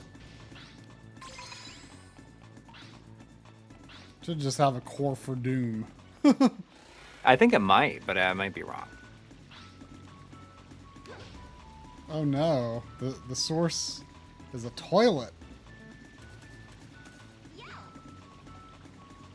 You know, my son told me today that he thinks that we need to start calling the bathroom Poop Town. Oh, okay.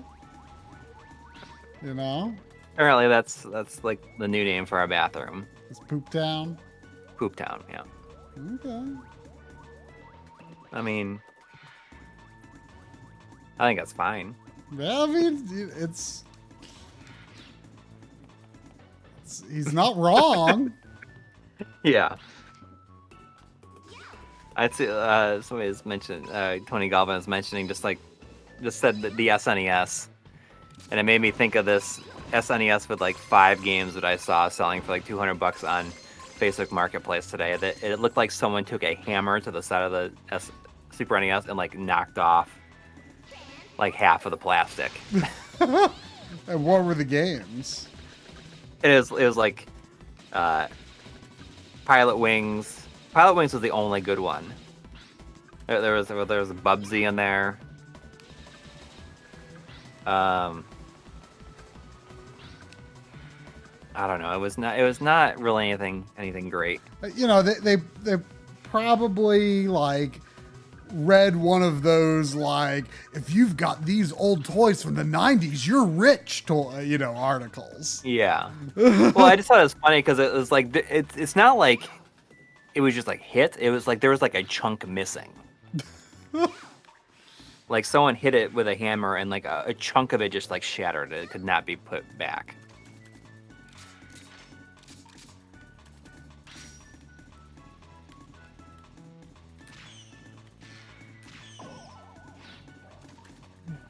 But yeah, I need to get into the 486 core a bit more on there. I admittedly, when it comes time to do that segment in the video on the Mister, like that's something that I'm gonna have to figure out. But I mean, I can't get into every single thing Yeah. in depth with it, and that's why I came up with the idea of maybe covering a bunch of aspects that all the cores share, and then I can do like a smaller focus on like several of the cores and just like looking at them. I mean, honestly, like, if at some point in the video you do a full scroll down the core list of like each. I mean, there's over 100 cores, 100 systems. But like, I mean, I'm not saying like all in one shot, but just like over the course of the video, you have B-roll that goes through like all of the console cores, all of the computer cores, and hit a lot of the key arcade stuff. Like that would be enough for people to be like, what this this does the ZX Spectrum. I don't even know if it does ZX Spectrum, but you know what I mean. Like they'll identify something that they are excited about. Right. Yeah. I mean, that's exactly the thing. I'm going to do everything that I can, but it's just like important for people to understand that it would be impossible for me to cover everything. And I'm just going to, it's what I say at one point is that I really say, I encourage you to take an active role in getting the most out of your Mister. Like kind of like, if you're going to do it, like, here's some resources of places to follow what's happening with it. Like I'm going to mention like the classic gaming Discord and stuff like that. Just like different resources for people to get involved if they want to. Right. I mean, you have to be hands-on with it. I mean, that's, yeah. I think you were, you often talk about how Mister can actually be easy, and it can be, but right. I still think though, like, when I interviewed Jeremy Parrish, he was talking about how it's very technical and, you have to be really serious about it. And I think his experience at that time was based on a time when getting started with Mister was more difficult. But I still think that statement holds up, because you do have to be serious about it. You do have to be willing to, figure out some weird things, put some things together, manage your SD cards, look up resources to learn more. I mean, if you buy an analog console, if you buy a Super NT, if you know how to put in a Super Nintendo cartridge, you know how to work a Super NT, Right. I mean, but then also you do need to take an active role in like getting new firmware updates. You do. I mean, and getting more out of it. Yes. Using the options, but you don't have to. You don't have to just make it work, and it'll look good and work well out of the box. Although I wouldn't say exactly the same about the NT Mini Noir, because the video settings that it shipped with were kind of bonkers. But right. But for the most part. But I mean. But for people the most that part, I think that are looking to get into the Mister, like you got to go in and say like, okay, it's not. It's important to not look at it like, oh, this is annoying that I got to do this. I think to get into it, you have to feel like, hey, this could be kind of fun. It's definitely been a gradual process for me. I've been so afraid of it for a long time, and but you figured out a lot. Just like sure. You in recent weeks, you've taken an active role in like getting the best out of it too. Well, like, even yesterday, where your Atari 2600 stuff wasn't loading, and you found out that it needs to be like the directory needs to be all in caps. I mean, I don't know if I didn't look that up myself. Like I tried various things. I tried putting it on the SD card. I tried off of the USB, and then when it said that you couldn't, it said the directory that it was looking for was Atari 2600, and I had Atari 2600, but only with a capital A. Mm-hmm. And I changed it to be all caps, and it worked. I was able to find the ROMs. So like, yeah, I mean, you, like you say, you do have to take a active role, I guess. But, again, while the analog stuff, those are enthusiast devices as well, but it on a totally different scale of usability and the level of involvement you need to have with it. Right. Yes. So I mean, there is definitely overlap in the Mister and Analog audiences, but there is also a ton of not overlap as well. I mean, it's very different. Right. Well, is that going to do it for put another week in the books? Yep. Yeah. I'm glad I managed to get a start on Ape Escape 3 here. Yeah. Maybe depending on what we do on the Backloggery stream tomorrow, I may even continue it there. So I'm looking forward to doing. I beat Bowser's Fury the other day. I actually 100% completed it. It was not that involved to get everything. It was pretty. Yeah. It was fun. I enjoyed it. I still need to beat the last few worlds of 3D World, but it'll be nice. It'll be nice to have another platformer to work on when I finish 3D World. Yeah. I mean, I finished Ys 9 last week, and I was thinking about like starting some other stuff, and I like randomly popped in the PS4 version of Memories of Celceta. Mm-hmm. Memories of Celceta, and I just been kind of playing that because I don't remember very much about it, and it's just kind of nice being able to play it like not on a portable. Mm-hmm. And I mean, I'll maybe I don't remember how long it is. I feel like it's not as long as I remember it, or as I think it's going to be. So we'll see. I remember it being about as long as 7, but like it didn't feel like it has much filler. Right. Yeah. I mean, it's just it's. I was in the mood for it after finishing 9, which I did. I don't think I really talked about it that much. I really liked 9. It was not as good as 8. I definitely got the bug for it like about halfway through. I finished at about like I think it was 46 hours. Mm-hmm. I don't know how much of that was like leaving it sitting for a few minutes here and there, but it was I really liked it. It kind of has like a little bit of a superhero spin on it, and it's all it's it. I was talking to Joe Redifer about this recently. Where I think the game is not even 1080p. I feel like it's like we were saying it's like I think it's like 720p. I don't know how, but I mean on a PS5 just like upscaled to 4K, it did not look anywhere near like even as good as Memories of Celceta looks. So I liked it a lot though. I liked it a lot. It wasn't as good as 8, which I feel is probably my favorite game in the series. But yeah, that's about it.